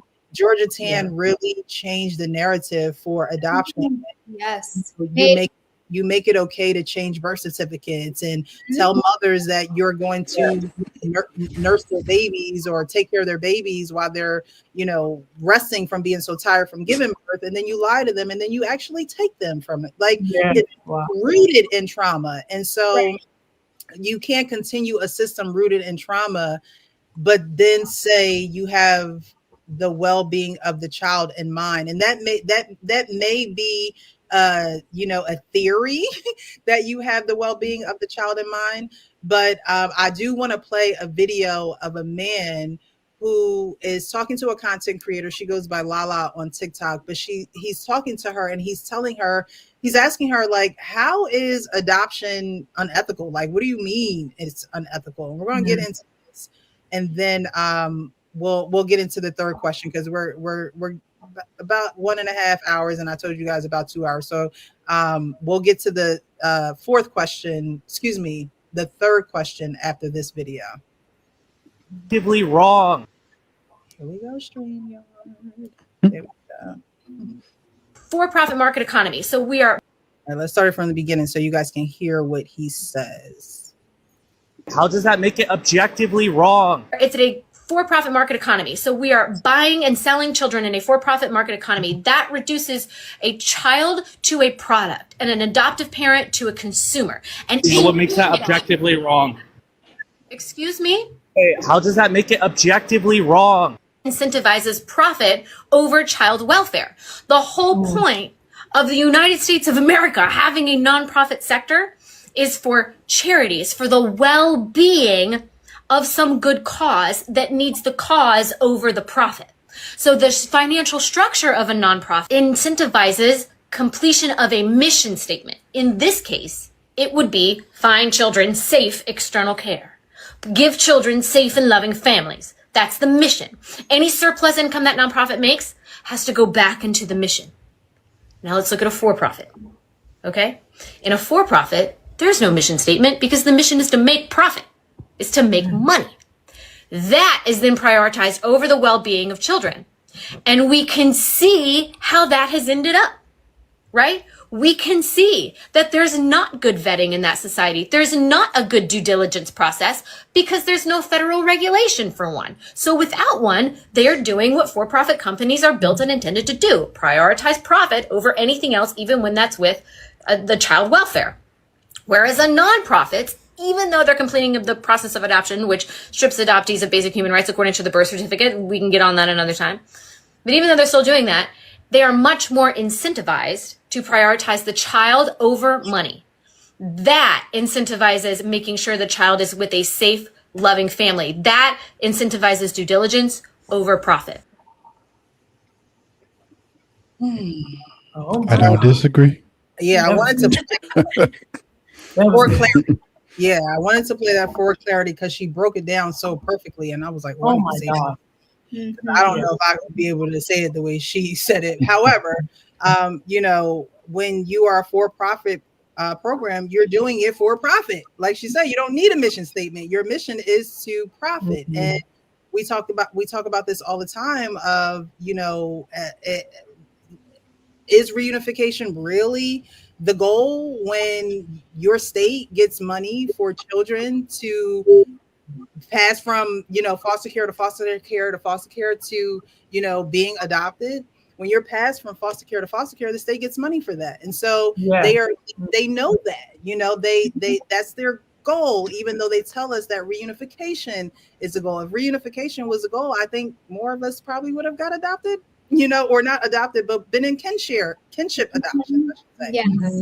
Yeah. So we have to really, think about that. And to her point, her name is Lala on TikTok. If you want to follow her, she has a lot of adoption content. I think it's older, but it's still on point. To her point, now there's adoption reform going on in Utah right now. And Utah was known as the Wild Wild West for adoption because women from all over would come to Utah and know that they could, give their child up or place their child for adoption. And it was almost like no questions asked. Just Yes. Utah just changed their laws from making adoption a for-profit program to a nonprofit program. Mhm. So now I'm thinking, okay, so you change the quote unquote mission, but does that really matter when you've been doing what you've been doing for such a long time? Or are you now saying, okay, well, our mission is not, the money anymore. It's having a mission. And what exactly is that mission after you've been known as the Wild Wild West of adoption, And I don't want to, I want to commend them for taking a step. But if you're a state that's already known as a Wild Wild West for adoption, you're going to have to do a little more than that for others to really believe that you've changed the way that you view adoption. Because Lala gave it to us straight. You can either be a for-profit or you could be a nonprofit. And I think a lot more adoption agencies, mark my word, will probably turn their agencies into nonprofits instead of for-profits because more adoptees are speaking up about adoption. And as Yeah. supply already does not meet the demand. So in a lot of situations here, like if it was not a for-profit industry, it may completely Dismantle. Yep. dismantle. It'll dismantle. Yeah, I mean, that was one of the things that honestly that disturbed me when I was on the Hill at the convention, because it was like they literally had vendors out selling books. They had a vendor who was talking about international adoptions, and then they had like this brochure of different countries you could adopt kids from, but it was all for profit. And I'm telling you, it literally, I left because I was like, I can't, I gotta go. Because it literally gave me remnants of like, and I hate to say this, but it gave me like Epstein. It is. Feeling. It's transactional. Yeah, That's all it is. No, exactly. I was like, gotta go. Because it was like, it's just no what, especially like I'm born and raised in Baltimore, and being adopted through the Department of Social Services. And then also I actually work with people with mental health and substance abuse, you can go online and look kids who are who stay in the system. There are plenty of children to adopt, that may have a lot of issues and problems, but it just kind of threw me off because I'm thinking, I'm on the Hill, it's about adoption advocacy. But then I go to the convention, I'm like, all that they're talking about, like it's more like you said, transactional and money. And then it was not diverse at all. Like it was only like four blacks that were in the whole. I'm like, are you serious? Like where's the diversity in I'm not talking about, I mean diverse. Like it was predominantly Caucasian. Like where are other ethnicities? Well, Right. And correct me if I'm wrong, but I have read that, as far as like pricing goes, that it's different for race, for international, for age, they're that, and I don't think the agency is like listed anymore. Like there used to be like a list within the agencies that list them, like for a white girl being at the highest, and then So let's say if you're paying upwards of 70 grand, right? You are paying for a product. You're paying for a product, and you're paying for a goddamn experience. Yep. And what happens when all of that folds, when those products and experiences find their family, find their siblings, go into reunification? They ultimately are not all going to have the support they need because of the incentives and intentions of how they were retrieved. Oof. Mm. Yeah, and I think the reason the Utah is changing the law is there's actually a documentary on Oh, the them. baby broker. Yes, Yes, yes. called. Wow. So basically, what's happening? People were doing. They call it adoption tourism, and Mm-hmm. they would be flying to Utah. They would either have babies or they would go look to buy babies. Mm-hmm. This actually happens in a lot of states, but Utah is one of the biggest Yeah. that this is happening. Um, and like you said, they're speaking out. You have more people speaking out now. You have people who have platforms, like this and others where you're actually um, educating people on how adoption actually started. And Georgia Tan was one of the worst people in society, in my opinion, Mm-hmm. because she started all of this. Yes, and if people understood the workings of Georgia Tan and the amount of what she created that still exists Hmm. in adoption today, it is it's completely and that all exists. I feel because of commodity, because that still exists. Yep. Yep. It's, and you know what? I'm just gonna say it. To me, that's remnants of like slavery and selling people and buying babies. Like I just Yes. like this. I always Yeah. was raised thinking when I used to ask about how it worked, and my parents would always say, "Oh, agencies, agencies, agencies, this, that." Okay, I understand agencies help people, to find babies and help the birth parents and all that. Until I grew up and got older, and I asked more questions and found out I wasn't from any agency; that I was from an ad. So Oh, an ad like in the newspaper. And if Wow. you Google that, and this is in the 80s, but if you Google that type of stuff today, it's considered black Mm, market baby mm, peddling. And I'll be vulnerable again, but I was raised in a home where my mom is an LCSW who primarily focused on at the time um, family adoptions. So I thought, like, oh, when I need to find my information and who and where I come from, my mom's especially, easy. Right. she can help me, but I didn't understand that she's working for Um, them, not people like me, mm, ooh. So it is There's so much of that hidden and embedded in right. the And country, let alone the world right now, that Mm. it's like this, it's like a snake. no, and if I speak mm, out about it, it's nobody says this, but I know that's how people feel. Why can't you just, no, people do say this.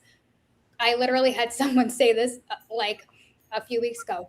Why can't you just be grateful? Why do you keep hurting people? Even mm. the night before our wedding, I had a drunk member of my family say to me and my husband, "Thank God she was not raised in the bayou. Thank God she was raised with her family. God knows what she would have been without this situation." And it is. It's like because I speak about these things publicly, people then sometimes give it back. But the way they give it back makes me realize that what I have to say, I have to keep on saying it. It doesn't because of this. Because I feel like this is the norm. This is what we get. You have privilege. You wouldn't have had this life. You should just be grateful. And any other things that you feel, you should keep it to yourself. So you were adopted by a licensed social worker Yeah.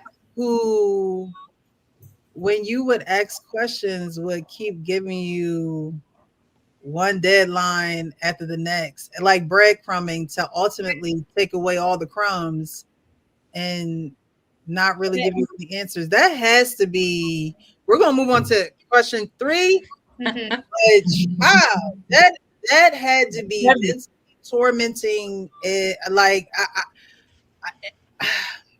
that's why I have But these I panels. did want to add You something never though. know what each adoptee experiences in their adoption journey. Like our stories are similar, but they're so different. Yeah. And LSW, and you're having difficulties with going through your origin stories and your biological like questions, and you have to search. It's like they'd give the information that they wanted without giving me enough to find, but ultimately I found enough without having enough, just because I was ruthless. I stayed up all night searching, finding things like I was studying demographics at the time of the Fashion Institute of Technology, and I took my baby blanket, the name of the hospital, my birthday. By that point, I believe I maybe had a last name, and I had a gut intuition that I had an older sibling, and I had a gut intuition that she would have been a couple years older, while always being told that I had no siblings.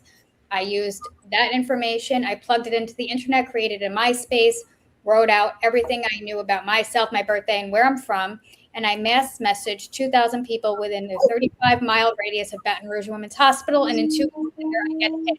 I know you're. Hey, she was bouty. Oh, she was ruthless. And I go, and I show somebody. I take my laptop, I show it to my mother, and she goes, "This is them." I never needed DNA testing, at the time, and I'm one of 6 girls, only one relinquished. Ooh. So when you ask the question of what would have benefited me, it's not only to know who I was or where I came from, but to honor sibling preservation, even if that meant a letter, even if it meant photos, even if it meant a yearly visit or something like that, instead of ripping children away from the things that exist, that are real, that are theirs. Those are, you know what I mean? Those are nobody else's. Yeah. Wow. Yeah, I wanted to add. So there's actually an adoptee that was behind uh, the Canales law in Baltimore. So um, he was actually he was in the foster care system, and he was the one that was actually pushing for this law, like for a long time. So I don't know if you guys remember the story, but the girl, she passed away because they had left her like in a hotel, and then like people They were they supposed have to be watching her. yeah they have That's the contractors that's supposed to placement come and was. watch her, and she basically is no longer here. But what I'm saying is he was the one driving and pushing for that to be a law, and that's what we need across the country is people who have been in the system or know about the system to actually be able to impact change. And I believe they're moving towards that, because Mhm. I mentor with someone who's in this field, and she's looking to bring me into some things going on. But she said they're looking for more people who have the experience. They're looking for adoptees who have, gone through the adoptee experience, or parents who have adopted before, Mhm. to voice what either the concerns are, the difficulties, or roadblocks. So I'm looking to work more with her as as into the new year, because I think that's good that they want to hear from those who have been in the actual experience, as opposed to those who just want to buy into the experience per se. Right. Ultimately, this is a system that is needed. Yeah. Right? Nope. I haven't met an adoptee that said this should be completely abolished and is not needed and not necessary. Of course it's necessary, because not everybody can remain. Okay. And not If they can make social media a course in college now, they can make adoption and family services and childcare a course in college. Like why not? Why can't it be some type of course study?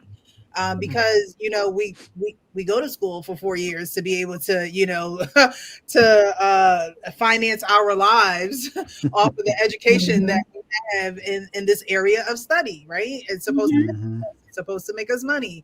Right. And I'm not saying that adopted children should be making adoptive parents money, but what I'm saying is, if you want true connection, then you will educate yourself on, again, those child psychiatrists who are very knowledgeable on how to get on a child's level in the midst of the emotional hardships that they're going through. Why not get that type of education? It was beneficial for me, going through college and having all those child-centered courses. It helped me realize I was in the fog and then get out of the fog.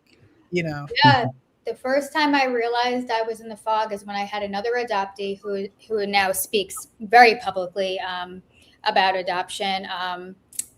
Say to me maybe like 10 years ago, she's like, so do you still feel the same way as you did? And I'm like, oh yeah, I'm still fine, because you go through things and you process it. And I had gone through things and I processed it. And then, as more and more came about and the more I learned and the more I learned with my own story, I suddenly said, oh, pause, no. How about rewrite adoption and take the things and aspects of adoption that are traumatic, that can be preventable, like the stealing of birth certificates, like the secrecy or the coercion aspects, or siblings being separated and having no contact, or anything that involves hiding, in my opinion,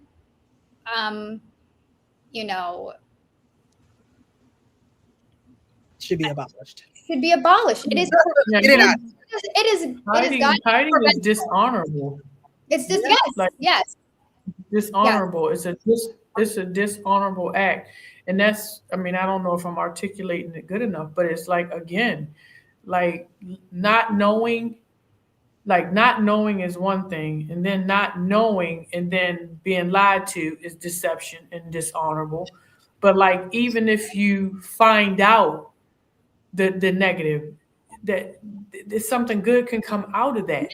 Yes. But deception and being dishonorable, like for me, I found out like I had been lied to my whole life about how my mother, they didn't know that I existed, just all kind of lies. And this is like, 20 years after reconnecting with my maternal side. It's just like, I'm spending time with y'all and y'all lying. So I'm just saying, like, pain is pain. We all go through life and have pain, but being able to process it in a healthy way. How can you begin to process being deceived and lied to? Like and then people want to decide how we process our pain. It's not for you to decide. It's not. No. It's nothing. Yeah. And a child, I feel, can understand relinquishment. They can't understand lying and masking and hiding things. It was always explained to me why I was given up, and that makes perfect sense. Not end of story, but of course I understand. But the other aspects of it, I don't understand. Yeah. They're completely unnecessary. So I want to, I did put a link because for some reason I can't participate in the public comments. No, and I meant to. I'm sorry. I'm so enthralled in the conversation. There's two chats. So there's a private chat just for us, and then there's another where it says comments, where that's where everyone who is my goodness engaged. And I'm so sorry. They wanted me to connect to my YouTube, and for some reason I couldn't. But that's what I was going to say. Highlight you guys take a look at the adoptioncouncil.org. Leon, is there any way you could copy and paste it? And I'm sorry, Kristen. Is there any way you could copy and paste it from the back chat into the? My mouse is acting crazy. When I tell you, it had the thing was, it was just. I'm like, how I turn this off? Yeah, I got you. I got you. We're wondering if that's there's organizations out there. There is adoptioncouncil.org. That's how I learned about the Adoption Advocacy Day on Capitol Hill. So I just wanted to share that resource. Yeah, no, those I have found like one of the hardest things as far as sharing, because really all I've done is share on podcasts when I can and share on my own social media page, because when I type in like, where do you go with the experience that I have and how do you make a change? It is hard to find like, who do you speak to? It's hard to get appointments with legislative. But yeah, it's nice to know they have these things that you can go to. Mm-hmm. Yeah, there should be also an organization called CASA, CASA, that should be in every state, where you can actually become almost like a adoptee mentor. to someone in the system.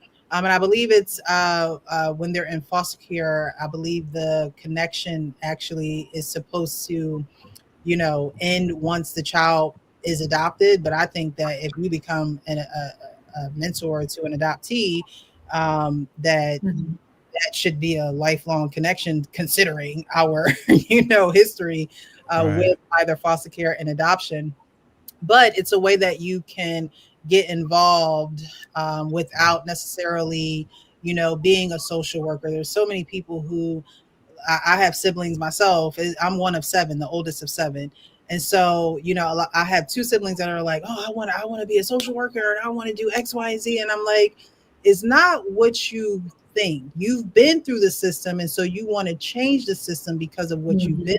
But that would be a 9 to 5 job and you would be working for them. And they would tell you that you can't really make an impact here because this case needs more work. And I'm not saying that those who work that 9 to 5 don't make an impact. I'm just saying that you got to push the paper.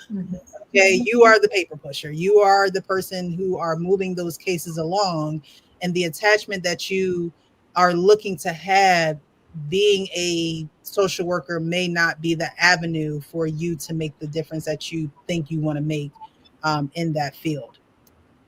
So yeah, there definitely are different avenues where you can make a difference.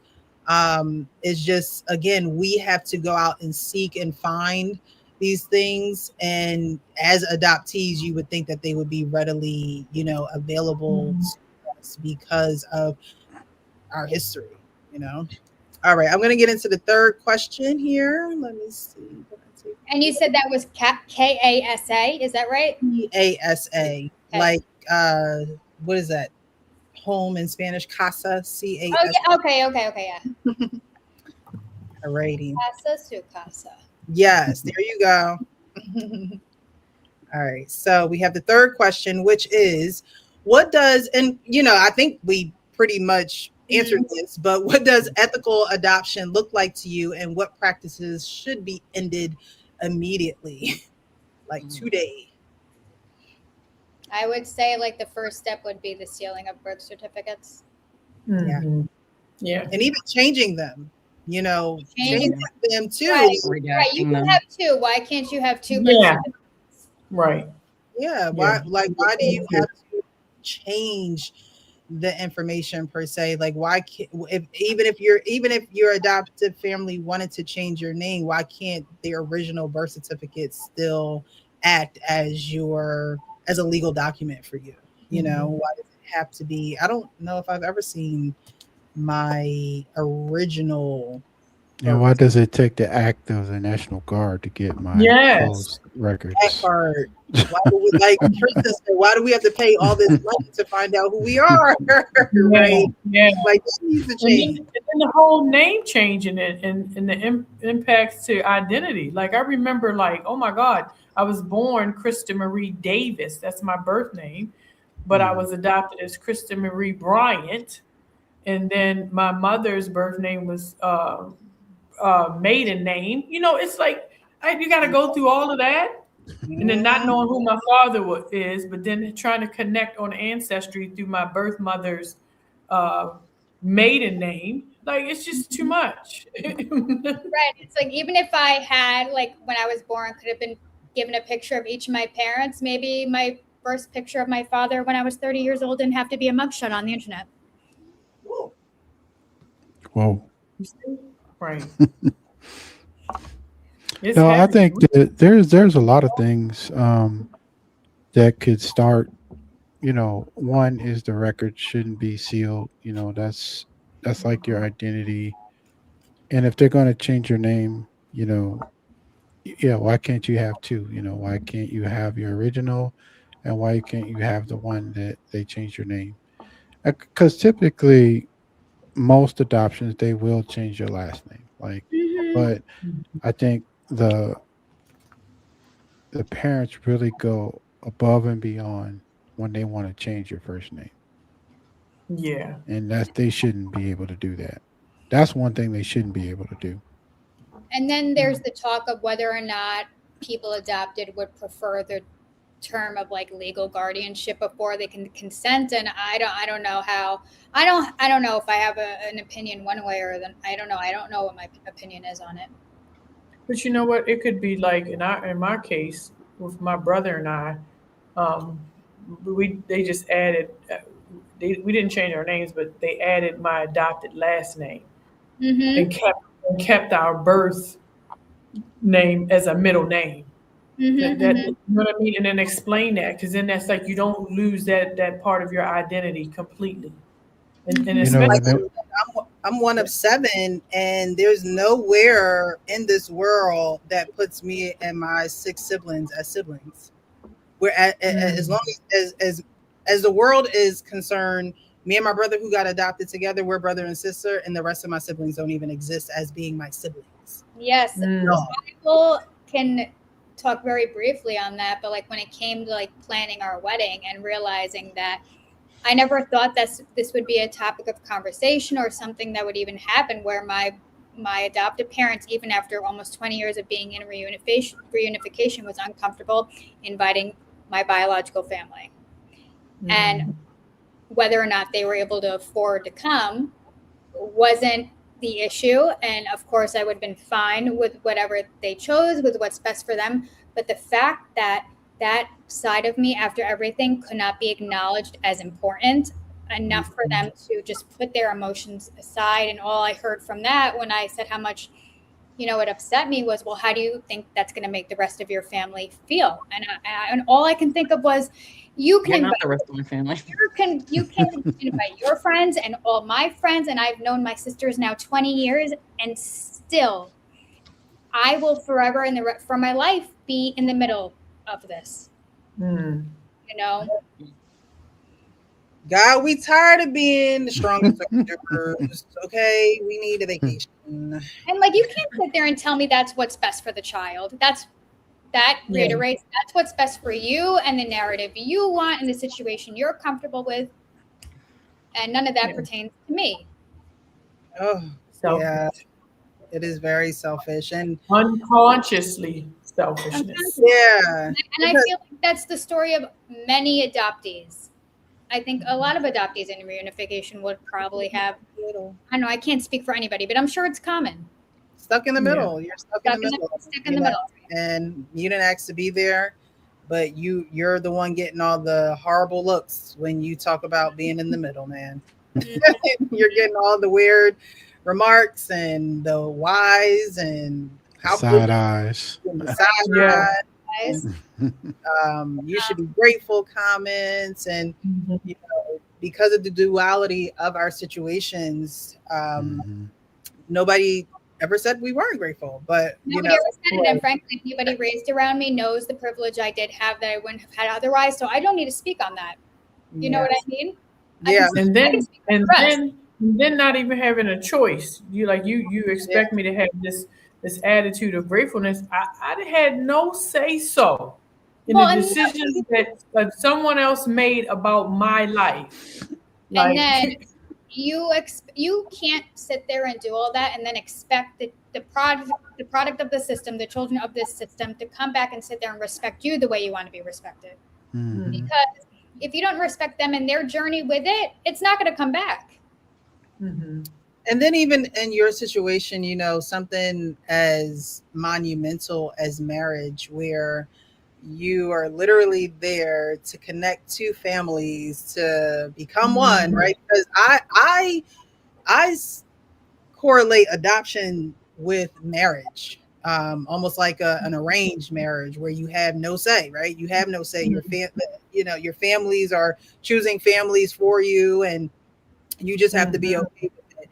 But you're at, Jessica, you're getting married, and then you have to. It's literally this center or the trauma of your adoption. And I don't know your full story, but that has to be traumatic of being in the middle all the time and not even, having the space to be able to express yourself. But you're at a wedding and you're connecting families, and you have your family that says, well, why would you invite them? What would our family think? And it's literally the crux of your trauma just showing up again at this stage in life. It never goes away for us, right? It always shows its head somewhere at some point. Sure. That's why I say even when you think it's done, Yeah, it comes back again. And then I had this, reaction of just, I don't want to be a spectacle. yeah. I don't want for anybody. I don't want people looking at me. I don't want people acknowledging me. I want to be left alone, and that involved, it was that whole process was super triggering, like getting because married. then what if we say, well, what if I don't want you at the wedding and I just want the biological family? Then we will be looked at crazy. So I said, like, what? They would be like, what? I said, all right. I said, Starting all right, a I'm gonna go have a separate wedding in the bayou. And my mom let said, them not be invited in. well, no, she goes, oh, can I come? And I said, no, you can't come. Right? Like, how would you feel if I told you that you couldn't come, yet you're telling me that my biological family, like, ooh. No, and then people at my wedding were asking me, oh, where's your family? I was so excited to meet them. I thought they'd be here. And I was like, please. Please. All right, final question of the evening. What would real, and again, I believe we have been answering these questions, but what would real support and resources for birth parents and adoptees look like before, during, and after adoption? So what would the real support look like for birth parents and adoptees? What would those resources look like before, during, and after adoption? I think we've been, dibbling and dabbling in it throughout the whole entire conversation. Like I'll share too, when I did go on Capitol Hill, can you guys still hear me? Yes. Yeah. Okay. When I was on Capitol Hill, I did sit in on a panel discussion of women who were the mothers who gave up their children. So I was just saying that to say that to answer that question, it could be more like meetups, groups, getting together and just sharing in these open forums and just having more discussions and then connecting those resources. Mm-hmm. Just because you said that, I want to play a little bit of this clip. We're not going to play the whole thing because it's like 2 minutes long. But since this question came up about birth parents before, after, during the process, this is what Utah, and I want to show the amount that they were offering biological mothers to give their children up for adoption. You gotta have a baby, or you're gonna have bills, and you're gonna have to pay this, and you're gonna have to pay that. To present on adoption amendments. Please proceed. Over the last few months, Utah legislators have heard concerns from birth mothers and advocates for adoption reform. We were getting this bad reputation in the adoption space. We've been pre-boarding passengers, needing additional time for assistance, parents traveling with children. Utah is referred to as the Wild West for adoption. They say Utah's loose regulations had led the state to become a destination for adoption tourism. The women will be brought in from Louisiana, South Carolina, Tennessee, Florida, California. 1018, wind 190 at 6, runway 1 right, clear for takeoff. Reform advocates say vulnerable women were being recruited to Utah from other states for the sole purpose of placing their babies for adoption in exchange for uncapped pregnancy-related financial support. Uncapped pregnancy-related financial support. Let's see if they talk about the totals here. Me giving birth to my baby was a transaction. As long as I had a baby and I don't leave, is what I was told. Lakaya, a birth mother from Arkansas, shared documents with us showing the financial support she received while in Utah, including more than $18,000 for housing, telephone, and utilities, and $6,000 in postpartum expenses. Now, if they can give that to you and you have to give your child up, why wouldn't they give you the money and you keep your child and be able to give your child what they need in your care? Because that's logical. And how many of these adoptions are 6,000 for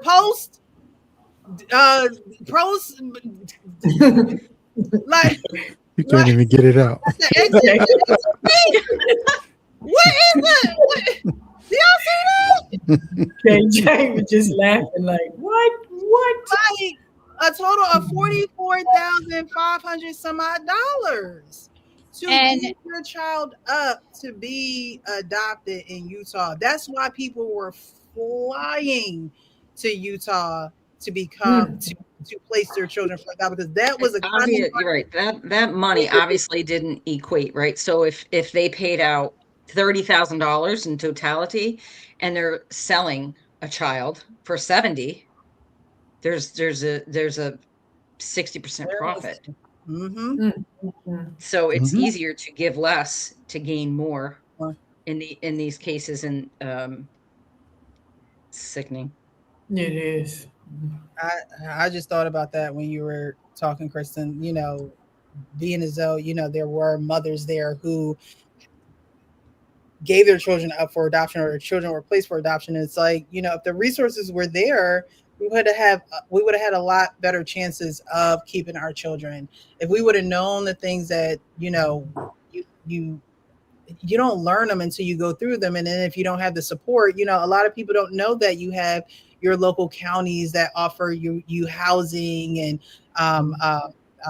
food vouchers and things like that. Like young women, young girls are not educated on this, because for one, your parents are telling you not to, you know, have sex, not to bring no babies in the house, but they're not educating on you what if it happens? What if it happens? What if it happens? What are we going to do? What are you going to do? Because a lot of parents don't want to assume the responsibility of their children's kids. Yeah. You know, so it's like, okay, so if this happens, is there a plan? Or as a parent knowing more than a child, is this something that you're letting your child know that, because there are some parents that, look, you can't live here with your child, and that's another issue. Another issue. You got to get out. You can't live here.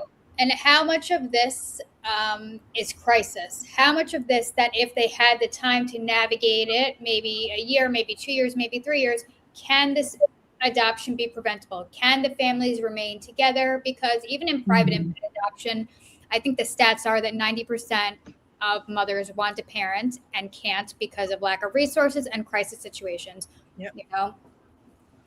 No, they have drop-off boxes where you can go put the baby in the box and not, you know, and be anonymous, and nobody will ever know, you know?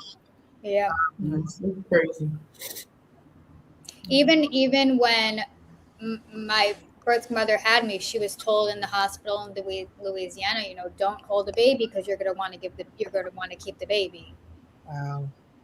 So my grandma and my aunt, you know, they said they held me and they just took the baby, you know, from her.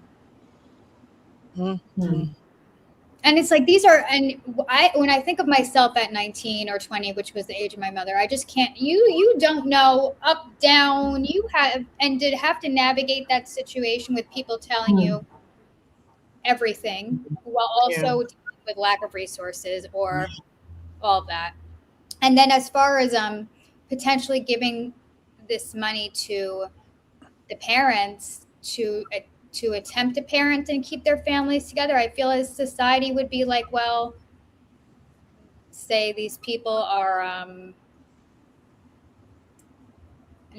regardless of if they got the resources not equipped.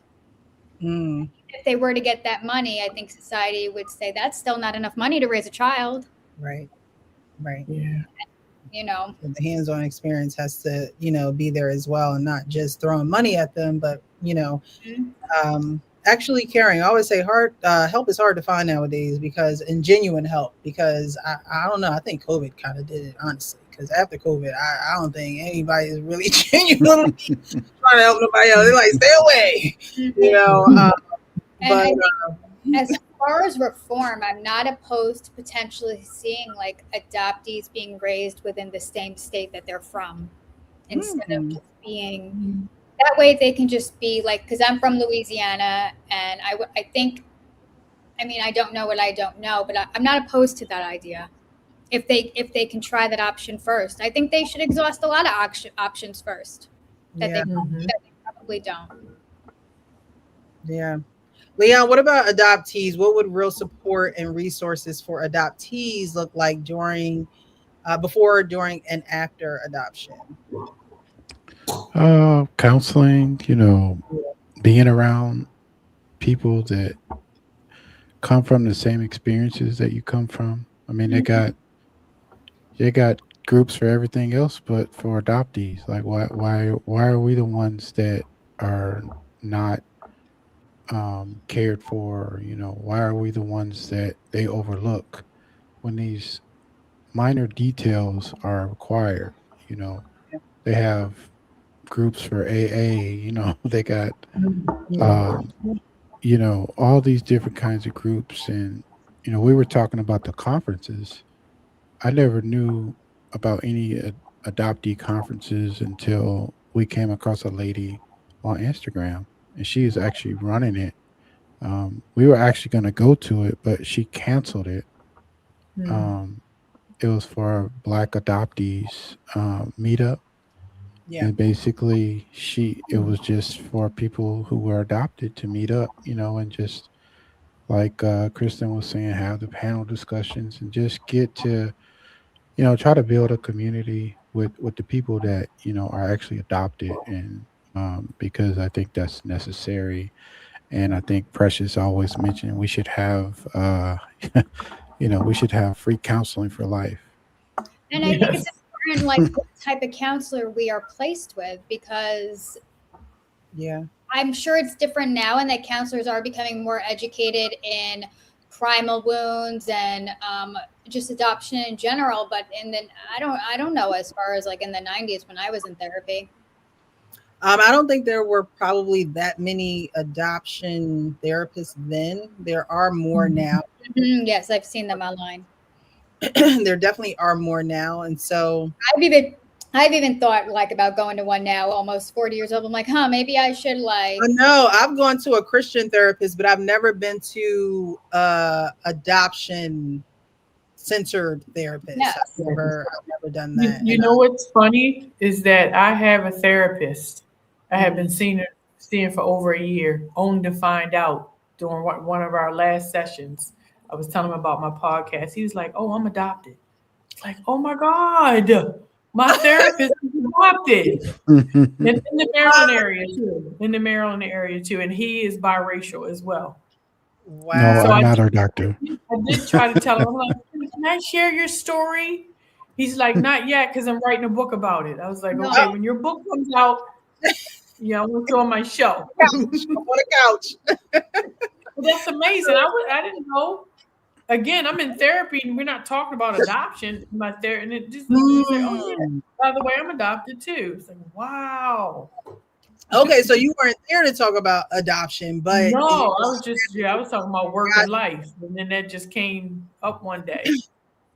Yeah, so that's when we talk about resources for children that are adopted, before, during, and after, definitely that during and after. I don't know about an after. It's just before and during. There is no after adoption unless you get rehoused or replaced, or Hmm. some people who are adopted more than once, which has to be traumatic all in itself as well. I can't even imagine. Yeah, going from what you think is a forever home to you never going back home. So there's so many dynamics, so many different layers and levels to this. Right, and there's so much change that can happen that would make this more ethical, instead of saying we want change and people coming back and saying, "Oh, well, would you rather been put into foster care?" No, of course not. Of course not. I mean, if you would have asked me to be honest, I would have stayed at my last. No, I like transparency, right? Like I'm just being honest. Adoption traumatized me because I loved it so much at my foster care home that being adopted traumatized me. Yes. Like, yeah. away from the friends that I've created, my school, my activities, just being a kid, and then to go. I was 8, turning 9. I was a lot older than y'all, so I had a life. Yeah. Going from home to home to home. Actually finally being in one that I loved and enjoyed, to then being taken out of that one So, the act of adoption for me was traumatizing. My parents were great. I wish we would have talked about adoption a lot more growing up, and it would have been a welcoming conversation in our house, but it just wasn't, and it still isn't. But I just, it just was a traumatic experience for me at that age. Yeah. Yeah. Wow. So, all right. So, you have a question? Who was that? Yes, I guess my question is when you're in foster care, do they give you say if you don't want to be adopted, or do you automatically are put into the system? I was eligible. I was eligible for adoption. There was a picnic that we all went to one day, and I'm thinking it's another day with activities and food and arts and crafts. And lo and behold, all these kids are at this picnic because we all needed to be adopted. Oh my God. My Wow. foster mom at the time was having her own child, and I think she probably told the foster agency, like, okay, I'm having my own biological child. I no longer want to be a foster home. I don't want to be considered for being children being placed here anymore. And that is, I think, with probably my parents looking, it all works together at some point in time, right? So, all of those things aligned. And like I said, I had no clue that the process was a process and that I was in the process. It didn't register to me whatsoever until I was gone, and I cried the entire ride from where I was to where I went, and had to deal with it. So there definitely needs to be some type of reform and more even education, not just for adoptive parents, but even those who are like myself, who are in foster care, who were you're talking about the dynamics of your situation, and not from a caseworker just going to go visit kids and take them from one place to another, or get them ice cream at McDonald's to make everything seem okay. You need to really talk to them too, because I didn't know I was a candidate for adoption. Like, I didn't know I was a candidate to be taken from one place to another and never come back. So I couldn't conceptualize that, so things need to be in place too, because again, it was traumatic. It was just traumatic for me.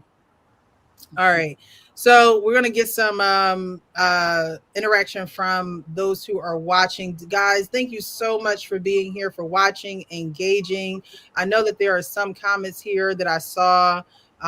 Coach Chelsea, thank you so much, my moderator. I like how Jessica is processing and explaining these impactful thoughts. And I like it too. I love your bravery. I love the fact that you can come on here and talk through what you're going through. Forced into building connections, but it's often one-sided. Yes, sometimes it is one-sided, and we, as we get older and grow older, have to really come to some hard crossroads, right? Do we continue to force a relationship that was forced upon us, or do we take things as they are and live our lives and grow into who we are as people, connect to the parts of ourselves that we were disconnected from? And I think it's fine being in those circumstances as a grown-up to pick and choose where you want to be and where you feel comfortable, and in the places you don't, it's okay to take a break from it. You know what I mean? Yes. Yeah. It's very important. So thank you all who are on the panel. I really enjoyed this conversation. I hope that you have. I hope that it has been, some type of therapeutic for you. And, leaving the panel, like we talked about, Kristen has gone to, the conference and seen, we should definitely do our due diligence in trying to figure out ways that we can impact the reform. We have 2 people in Maryland. They just passed these laws, the Camilla, excuse me, law, and see how we can affect change. I'm definitely going to talk to my contact, Maria, who I've been working with on, what exactly can we do to help this along? Yeah. How can our voices be heard just a little louder so those who don't understand can understand? They can't be empathetic towards us, And we're not looking for any type of sympathy. We're looking for understanding. That's all. We're looking for understanding. We're not victims. We're not people who are trying to look for any type of oohs and ahs, and no, just people who care to listen, to understand, and not to respond and be defensive. Right.